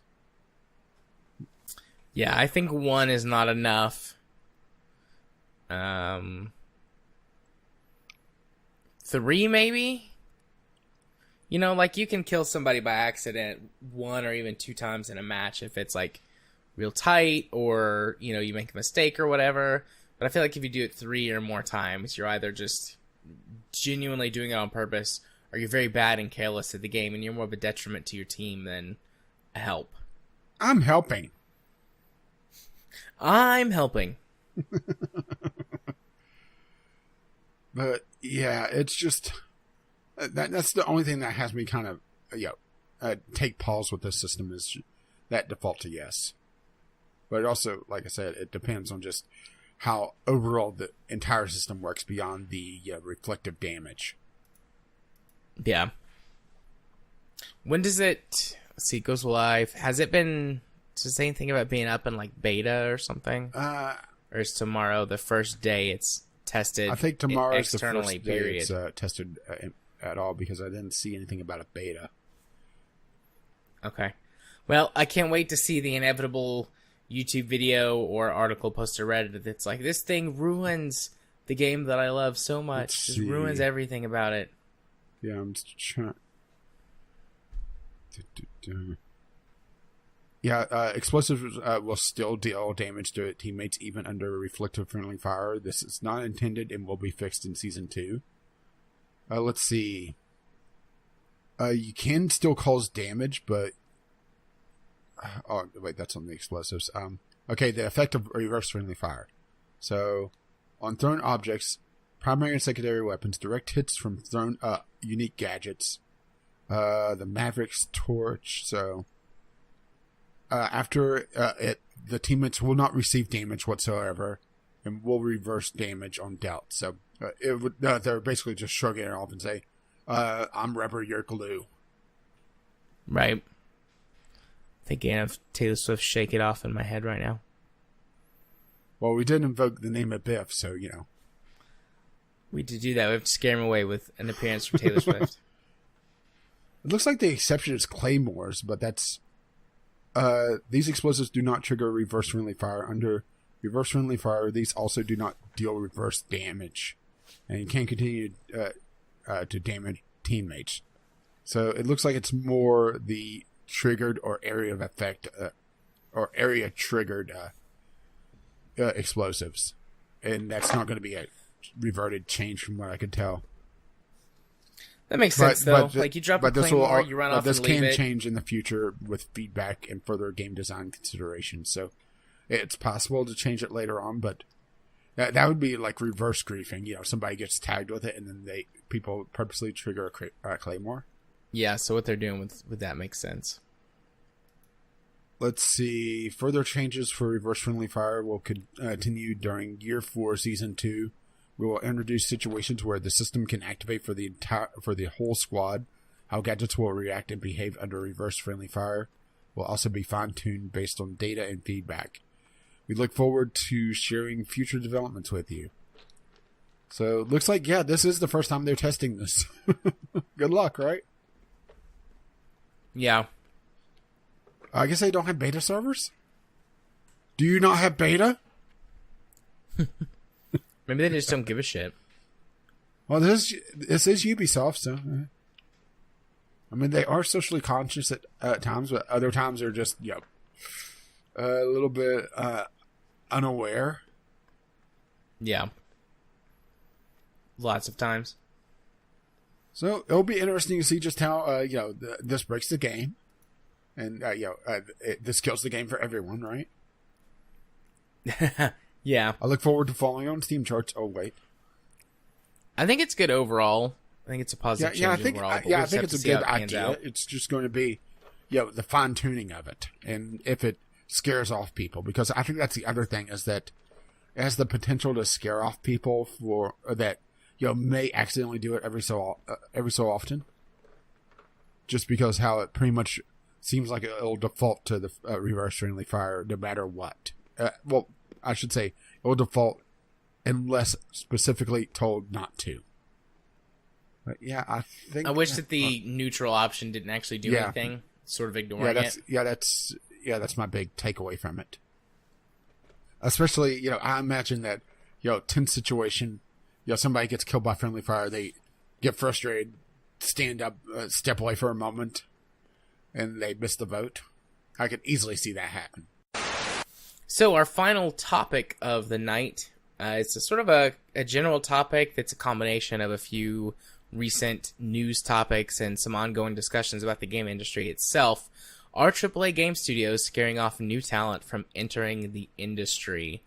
There's a lot of stuff that's coming out here lately, or maybe over the last 6 months or so, and the frequency of the story seems to be, increasing. These studios who are easily forcing, or maybe forcing is the wrong way to say it based on how they talk about it, but essentially more and more people are coming out saying, I'm having to work like 60, 70, 80, 100-hour work weeks on the regular because of my, because of the parent companies, or because of the company's, development schedule, or unwillingness to hire more people, or unwillingness to, do bunches of stuff, basically. Yeah, there was an article. I could go on and on. That I didn't put on the docket, but it was Blizzard talking about how they've dramatically cut back on the amount of crunch time for World of Warcraft. So the fact that World of Warcraft had crunch time, should say something, right? Yeah, but this sort of always online everything games as service deal that the industry has just gone overboard on, bet the farm on, essentially, is creating a never-ending development cycle, a never-ending crunch cycle where that there's constant demand for new content, new patches. Well, not just that, but also the fact that they treat employees as a disposable resource. I mean, once again, Blizzard, they cut how many jobs just this year? What was it, 800 or 900? Yeah, it was a good chunk of their esports with some artists as well. I don't think the programmers got hit as hard, but it's still, in the game development field. Yeah. Because game development is a pretty broad field with, sound design, music, coding, art, and all kinds of stuff just goes into making a game. Just this week we have, Randy Pitchford, being Randy Pitchford, an article about Star Citizen and some of the, shenanigans going on with the development of that. We had Riot Games have an employee walkout because of... Riot Games had an employee riot. This was more orderly. I know, but I couldn't resist. I'll show myself out now. Yeah, get out. Get in the crate. Don't put me there. I don't know if it'll mess with Craig's recording. Okay, I'll force you in the crate later. Okay. But I can't remember if it was this week or last week, but there was a similar story at Epic where the Fortnite development team was being forced into constant crunch. Was it late last year or early this year that it was Rockstar with their 100-hour weeks for Red Dead 2? Yeah, I mean, it's just, it's a never-ending cycle of just, this developer has horrible working conditions. This developer cheated out overtime. This developer didn't pay off their employees and closed down. It's just, there's just so many horror stories that as I was sitting here looking at the docket, it's like, are we going to have not a drought is not quite the proper term of this for this, but a downturn on just the amount of good talent coming into the gaming industry just because of all the horror stories. And it seemed like a valid question where go ahead. There's the call to unionize, but that seems to be just going nowhere, honestly. Yeah. And there's been calls for it over and over again, but politicians just treating game developers as the new or I shouldn't say even the new, the old source of all ill in the world. And then let's throw the Avengers in it as well. Then the resurgence of hey, gamers are a bunch of jokes, right? Yeah. So it's not seen as a serious industry, and part of me just is wondering just how much this is turning off future developers. I can't. I've never developed a video game, but there are some parallels to this that I've seen in the mental health field. So I'll talk about that a little bit from my perspective and what I see happening and what I think is going to happen more and more in the games industry. And we've seen it a lot in the last few years, but I think we'll see it increase even more in the next maybe decade as we see how these big AAA studios decide whatever the next big thing is or however they're going to refocus. Yeah, and I should say before we get going, I don't think it's going to get to the point where, there's no talent left for the gaming industry. I don't think that it's going to be like that. But I do think that we're going to be missing out on some really good artists, some really good writers, some really good developers, because they will be scared off by all these horror stories. Or at least I should say the ones that are paying attention. And the ones that aren't are going to be blindsided by this, and I think they'll skedaddle. Yeah. So the biggest parallel that I see between the AAA gaming industry and the mental health field is that there's this attitude that is coming down from sort of on high, where it's all about the numbers. Always all about the numbers. And their metrics, I'm sure, are different than the kind of metrics that we look at, but it stops being about, in their case, it would be the craft. In my case, it's the patient or the client. But in their case, it would be about their craft. Because when you see a lot of these companies like, EA, Electronic Arts, and what their old mission statement were, and we've referred to this a few times. That open letter. Yeah. Yeah, we've referred back to that a couple of times, and it's like, you see these companies, they used to have a great deal of passion and drive. And soul. And soul that they put into their work, whereas now it's just assembly line. How can we get the most return on every investment? And I understand that it's always been a business. They always have to make money in order to keep going forward. I'm not saying that they should abandon that or say that they never should have left, their roots in that case. Like, I get it. They got to make money. Everybody's got to eat. People want to get rich, that sort of thing. But as the industry has become increasingly greedy and increasingly, not even trying to hide it anymore, that all they chase is, money, higher returns on investments and stuff. What I think is going to start happening is that you're going to have people that come out of school, come out of, whatever programs that they're in, and find a company, any AAA company, and work there for 2 or 3 years. Complete a game or be part of a team that completes a game, maybe 2, and then you move on. You take that experience and you use that to get any kind of training or certification that you need, and then you move on and you start your own studio or join a smaller, more independent team. Because that's what's essentially has happened in the mental health field in the last decade, maybe 15 years. So, before I started, but, I've kind of been watching it as I've gone along and I'm experiencing it now. Like, what happens a lot of times is that, we are considered disposable, essentially. The higher up you are on the food chain, the more sort of pushback you can give. And as a therapist compared to, say, a case manager or a social worker or something like that, I do have a bit more sort of power in that situation. But the way that I look at my job and most of the other therapists that I work with and social workers and stuff is it's like, okay, the type of place that we're at, like, yes, we are doing this because we want to help people. We are doing this because we want to further essentially our career, our craft, comparing it to game design. But we're only going to be here 2, 3, 4 years, get those certifications that we need, get the experience to make a resume look good. And then the idea is to go to a smaller, more independent counseling center. So for me, it would be either my own private practice or a group, a small group counseling center with maybe a half dozen therapists and, caseworkers or something that work there. Everybody has smaller caseloads. You get a larger piece of the pie in terms of like the insurance money that you make.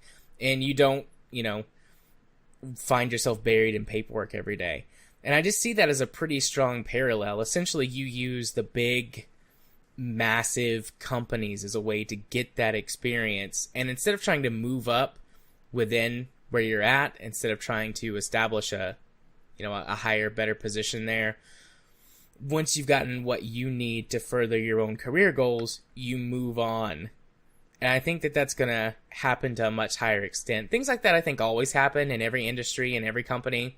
You've got people who just want to get the experience that they need for the certification, the license, the next level in their degree, whatever. Well, it's going to be and a lot then they more move on. high profile in gaming.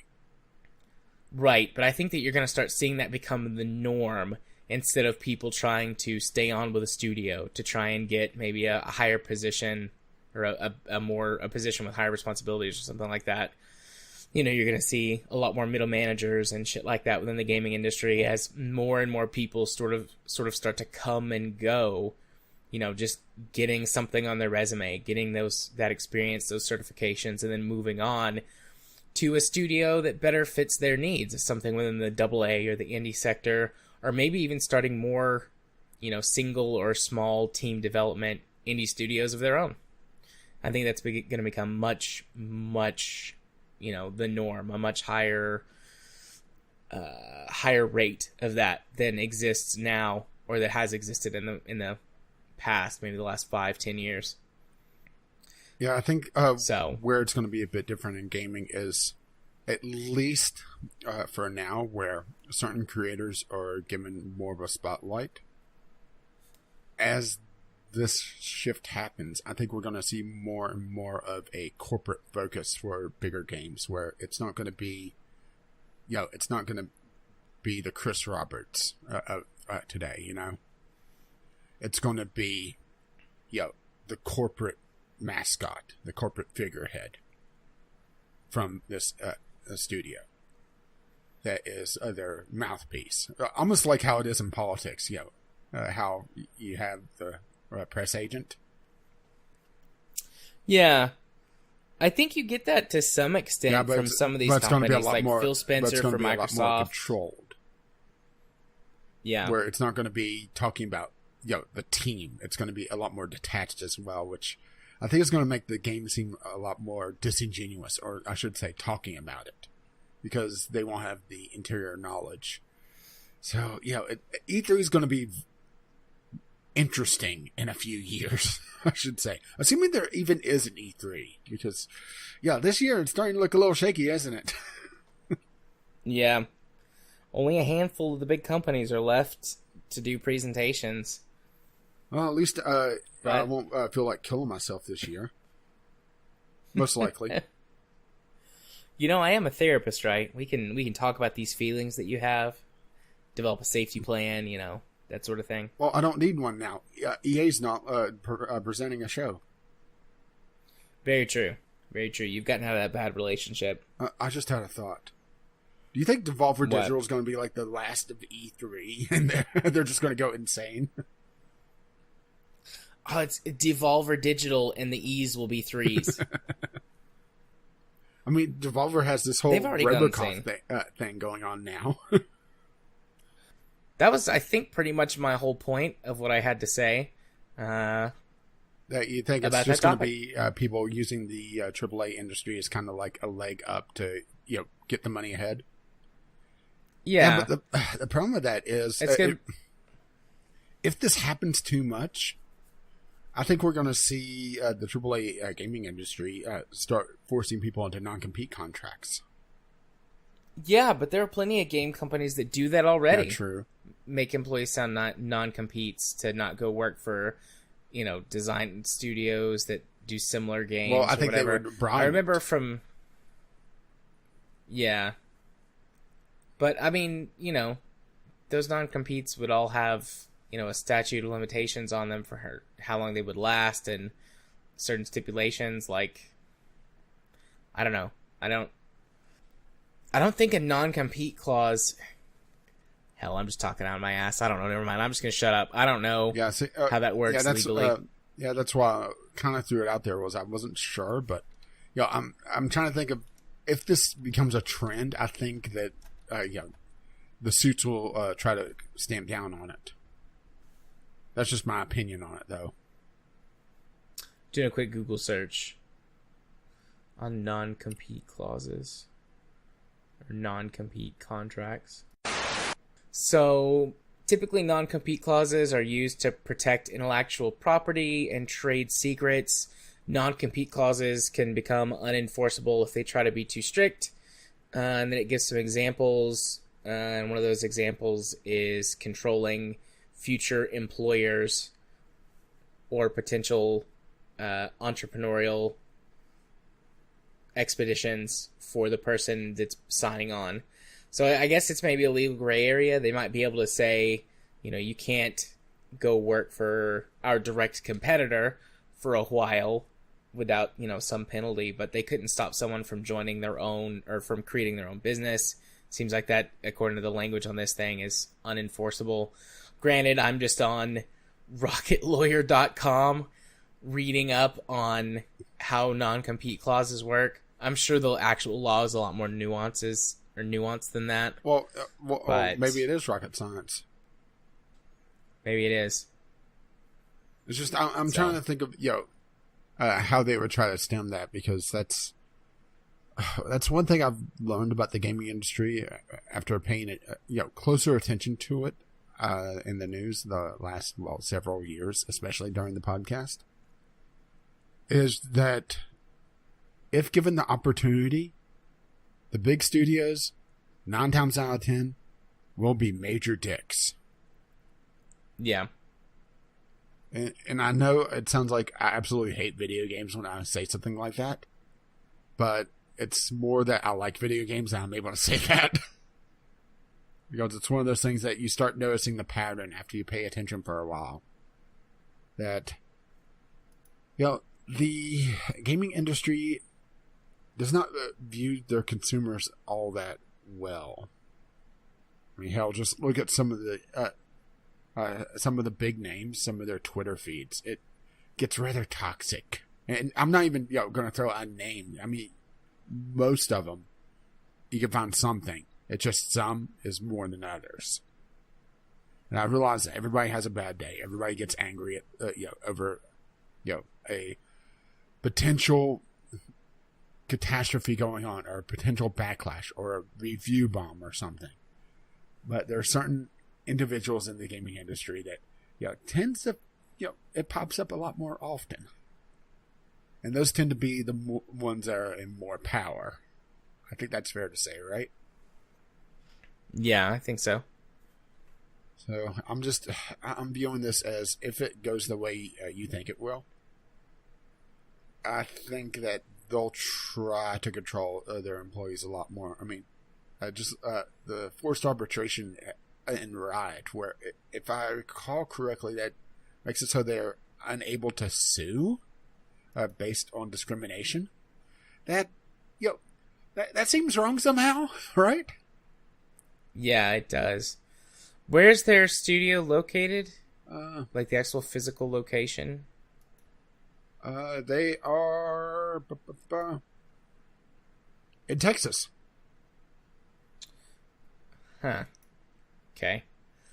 Well, if there's a state that they stand a chance of actually being able to enforce that in, Texas is one of the few. But still, I feel like that would be extremely hard to enforce. Let's see. I don't know. Well, looks like they have a studio in Texas, but they also are based out of Los Angeles. So I'm not sure which is which, or where the walkout is.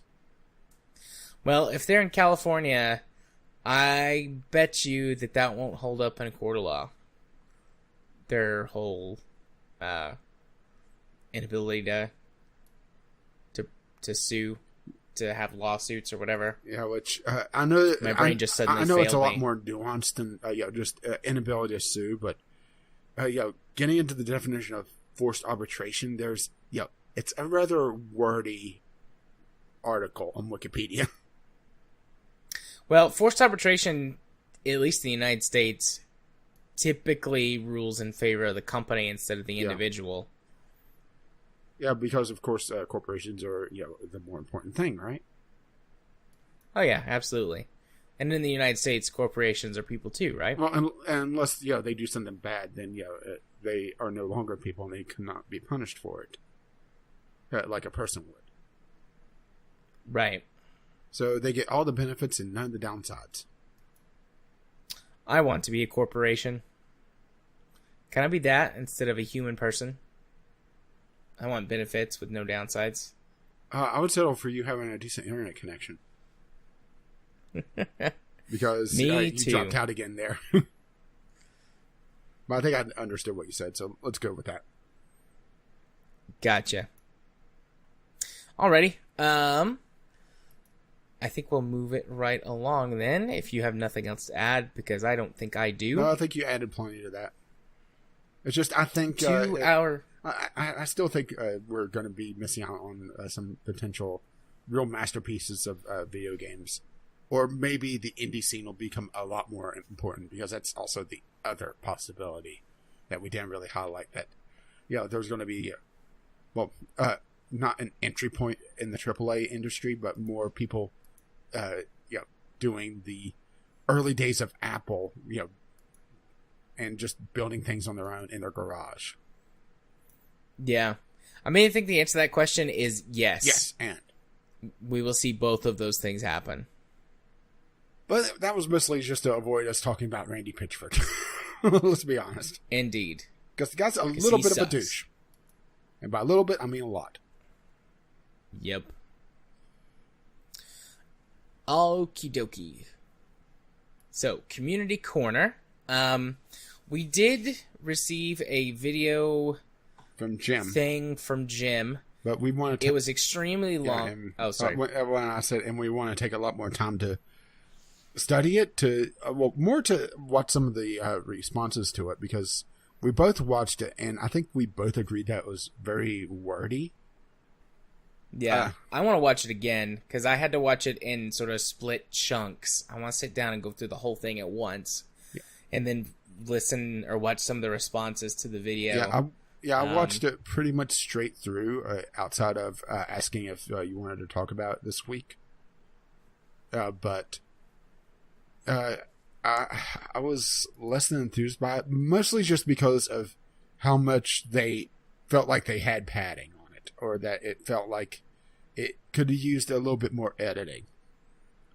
Especially when he talked about, maybe I should have talked about this before. Yeah. But what we're going to do is we're going to take some time to go through it. We're going to watch it again, study it, go through some of the other responses, and then come back and talk about it next week as a, I guess, general topic or a news topic. Yeah, unless EA catches on fire or something. Yeah. But did I just jinx EA? Or did that unjinx them? Oh no, we'll see. I know, my brain's on fire. Oh, that's a first. But anyways, so we will come back to that next week. We appreciate this suggestion, Jim. Do you want to put a link maybe to that main video in the show notes? I'll drop it in. So that people can go watch it. Yeah, if you have a response to it or any thoughts for it, you could send them to vglpodcast@gmail.com or tweet them to us, VGLpodcast. And we will include it into the general discussion next week. We just wanted to take a little bit more time with it because, it was an hour, 10 minutes on just the first one. And each one of them, each one of the responses are approaching that time, if not more. Yeah.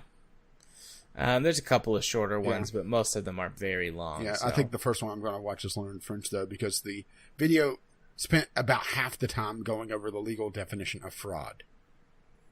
Yeah. So I think that's a good place to start. Yeah, definitely. I agree.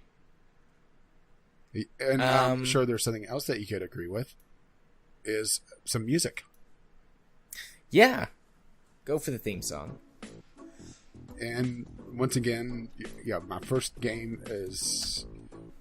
well, it's a top seller on Steam right now, and I have no idea how to pronounce this. What is Mordaru?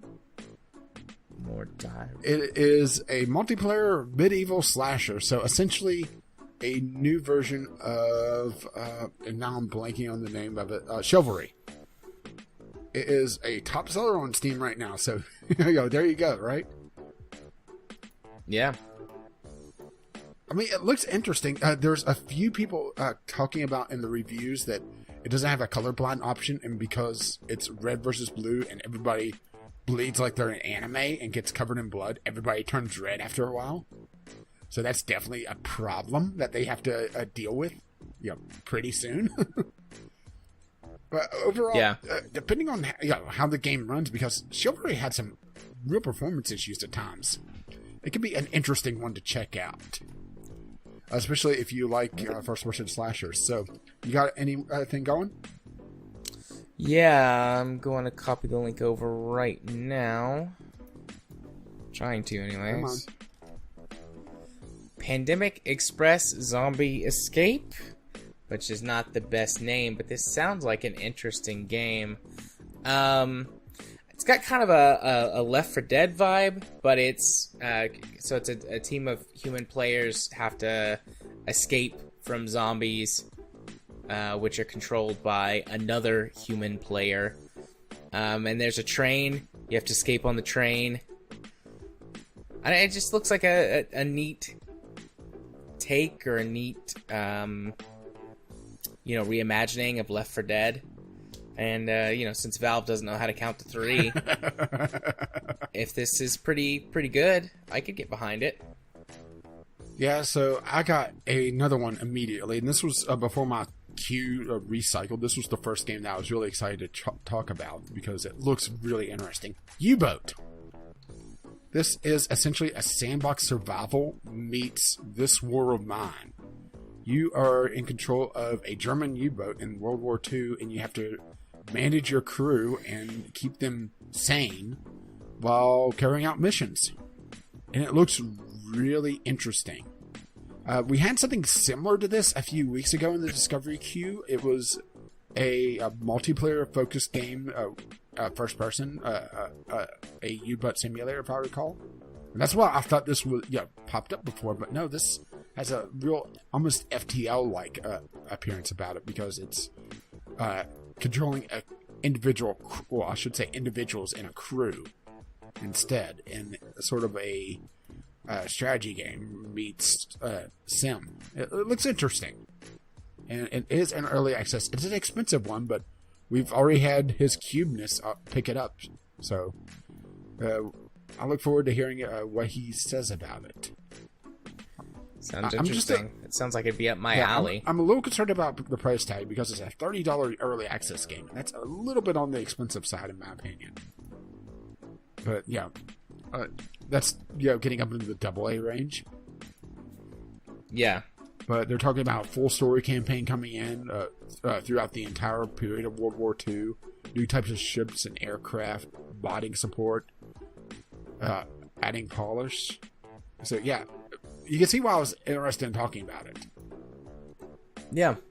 So I got one that looks interesting. Epitasis? Gesundheit. Yeah, Epitasis.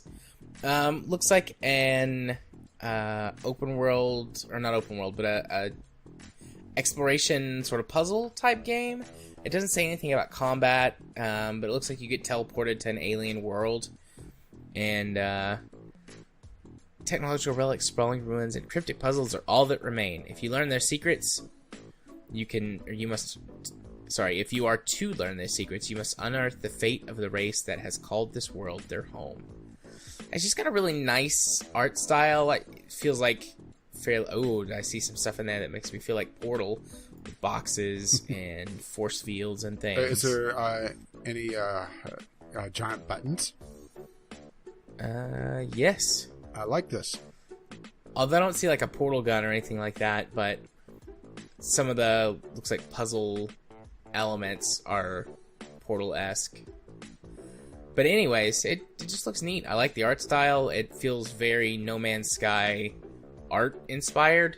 And that was one of the best things about No Man's Sky, aside from the million shades of pink planets. There's a lot of interesting design elements in that game. I thought it was the consumer backlash and just watching it burn. I thought that was the best thing about No Man's Sky. Maybe back in the day, but No Man's Sky is an excellent game at this point. Yeah, and now it's given false hope to many games of service games. I don't think No Man's Sky is a games as service game, though. Yeah, but people keep saying, well, maybe it could turn into a No Man's Sky. Looking at you, Anthem. I see the comparison. But... So, I got Puyo Puyo Champions, which this is the second game of this series that's come on Steam in the last, year? The last one was Tetris, wasn't it? Easy to learn, tough to master. Challenge friends and family in local multiplayer or compete globally via online matchmaking, because that's usually how you do it. Built for all ages, this puzzle game comes with a surprisingly competitive edge. I'm not sure how to describe this because it isn't quite match 3, but it's close enough. It's sort of a match 3 Tetris. It does feel like it should be a mobile game, but then again, these type of puzzle games typically feel like it because that's a majority of the crappier mobile games. So that's not really indicative of this game's quality, but more just the type of game. Yeah. But it's also on the cheaper side of $10 just released, so there you go. You're up. Triton Survival. This one just popped over. I'm getting a lot of VR titles for some reason. Triton Survival. So, sci-fi space survival crafting game. I mean, we've seen a million of these, but I'm also a sucker for this type of game, so no wonder it shows up. Makes sense that it would be here for me. It doesn't look particularly special or different. I think you'll appreciate what I just got.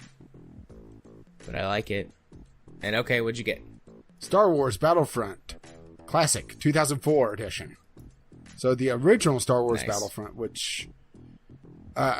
it's been on Steam the entire time, hasn't it? Or is this a Battlefront 2 was on Steam. So they just recently re-added this, I guess, building up the hype for Star Wars. It was, May the 4th.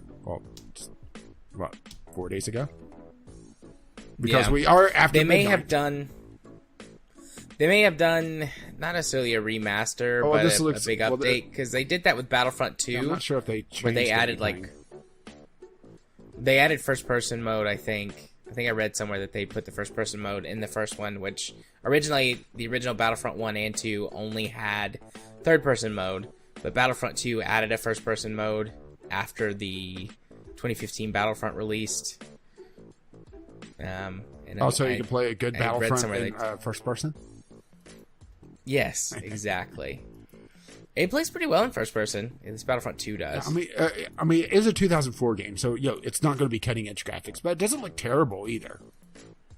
No. I mean, there's definitely some rough textures, there's some rough geometry, but it's 2004. Besides, it's not like EA's going to do anything good with the license, most likely. I just got Pandemic Express, so I could skip that. Hello. Assuming you haven't gotten this.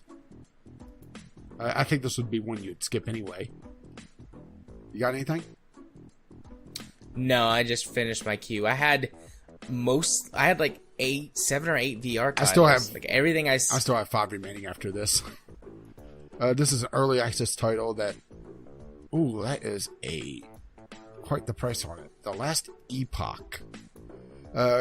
The Last Epoch combines time travel, exciting dungeon crawling, engrossing character customization, and endless replayability to create an action RPG for veterans and newcomers alike. So, interesting combination, adding time travel in that. You have it on your want list, but then again, what do you not have on your want list? Yeah, who knows when I've seen this. Looks like beta it will be available until our full release, which is slated for April 2020. So you have it, just under a year for their slated release. I mean, the question is if they make that or not, because, let's see. Okay. Wait, what? At full release, slated for April 2020, the game will be priced lower than the early access price. What? Yeah, what? Supporting now lets your voice shape the design of the game. So you're paying a premium to be able to get in early. Okay. Interesting way to play that, but sure. Looks like they have an interesting class system of 5 base classes, and then each class could branch off into 3 different subclasses. Like, the rogue could be a falconer, a marksman, or a blade dancer. Sentinel could be a forge guard, a void knight, or a paladin. Primalist could be a shaman, a beastmaster, or a druid. So, interesting. It looks like the acolyte is pretty much just all undead stuff. Warlock, necromancer, or lich. So, pick your flavor of evil, right? Yeah. Little concerned that they have a cosmetic currency in this. Buying the Last Epoch through Steam gets you the Ancient Gladiator support pack, which has 350 cosmetic coins. So that's a warning sign, right? Yeah. That's a big warning sign. 350 worth. 350. And I just got a VR title, but it's a popular one, so I'll throw it on my list anyway. Beat Saber. Supposedly a really good VR title, as long as you don't have anything within striking distance and you in real life. 3D, you're beating, it's a VR rhythm game, and having to follow the lights with your motion controls. I have seen a few videos of people trying to play it and knocking the ever-living fuck out of someone, though. So make sure there's nothing within arm's reach of you. That's at least fragile. But yeah, I'll add that to my list anyway. That looks terrible. Hang on, processing. This is interesting enough that I'll throw it on. It's an expensive game, or at least for what it is. A single player and co-op survival adventure. So, it could be up your alley, right? Maybe. Fade to silence. Yeah, it doesn't look terrible. I mean, there's some definite odd screenshots in this, but then there's some that look actually somewhat pretty. Looks like it has some sort of demonic thing going on with it, which is interesting. But then there's some sort of like hellhound dog sledding. Hellhound dog sledding? Good. Scary looking things? Not so good. Let's see, this game is entirely too linear and obvious for that, for it to be a real survival game. So it looks like it's sending you down a very set path, and it looks like it has some crashing issues, and that's causing some real bad reviews for it. But even then, it's still sitting at 64, so that's something at least. So it's not terrible, but it's something to be wary of. Right. That doesn't look all that interesting. And that looks like a mobile port. Yeah, that's a very, very, very basic platformer, so I am done with my queue. Yeah. So, you had 7, I had 3. Although I had like 6 or 7 VR titles. I don't know what was up with me getting so many VR titles this week. I had 2 VR titles, and I added one to my list just because it's popular, Yeah. So, I'm following around. I'm following the kids, man. Woohoo! I'll be popular one of these days. Chase that youth. Just don't chase it too close, otherwise you end up like Randy Pitchford. Oh, no. Or do you even know about that one? Yeah, I think I do. The porn on the USB drive? Yeah. Yeah, the work USB drive. That he lost. Oh, boy.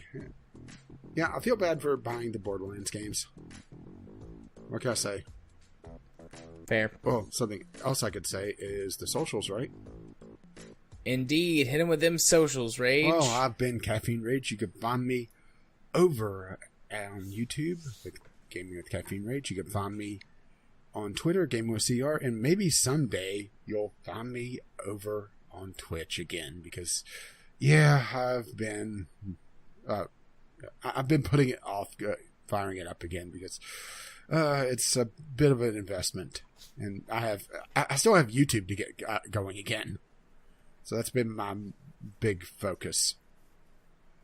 And you've been Gaming Psychologist. If you want to find my stuff on the YouTubes, you can do so by searching for Gaming Psychologist. If you want to follow me on Twitter, you can do so at JMA4707, where I tweet about all kinds of different things. And if you want to be my friend on Steam, you can send a friend request to JR34707. And if you wish to know exactly what episode of the podcast you're coming from, the password for this week is Biff. Biff seemed like a fitting one, don't you think so? Indeed. And I did see it on my list, so there we go. And once again, if you wish to contact us, well, if not directly through the podcast, you can do so at VGLpodcast@gmail.com with your letters, voicemails, game-related topics, or just tweet them to us at VGL Podcast. If you wish to be one of our lovely, lovely patrons, you could do so over at patreon.com/VGL Podcast. And our patrons have supported us through our Podbean account, VGLpodcast.podbean.com, which hosts, well, the show, the RSS feed, links to all our stuff. But if you don't wish to mess with RSS, you can find us on iTunes, Google Play, or your podcatcher of choice. Except for that one, because fuck that one. And I can't remember which one it is. Mm-hmm. But Jared probably does. And he's nodded off. Are you talking about Spreaker? Yeah, that one. The one I could never say properly. Gotcha. Maybe you should try that one again sometime. I probably should. I've actually got an email from them that's like, hey, your free storage is full. Do you want to come change it or maybe upgrade? I'm just like, nah, it's fine. It probably has like episode 20 on it. That's probably where the RSS conversion went. But something else that, that isn't full is our intro and outro music, and that's a terrible transition, but let's go for it anyway. It's On the Ground by Kevin McLeod, and our Discovery Key music is Doobly Doo by the same artist. You can find his work at incompetech.com, and as always, as his lovely music starts to roll across my voice, bye-bye now. See you next time. Bye-bye.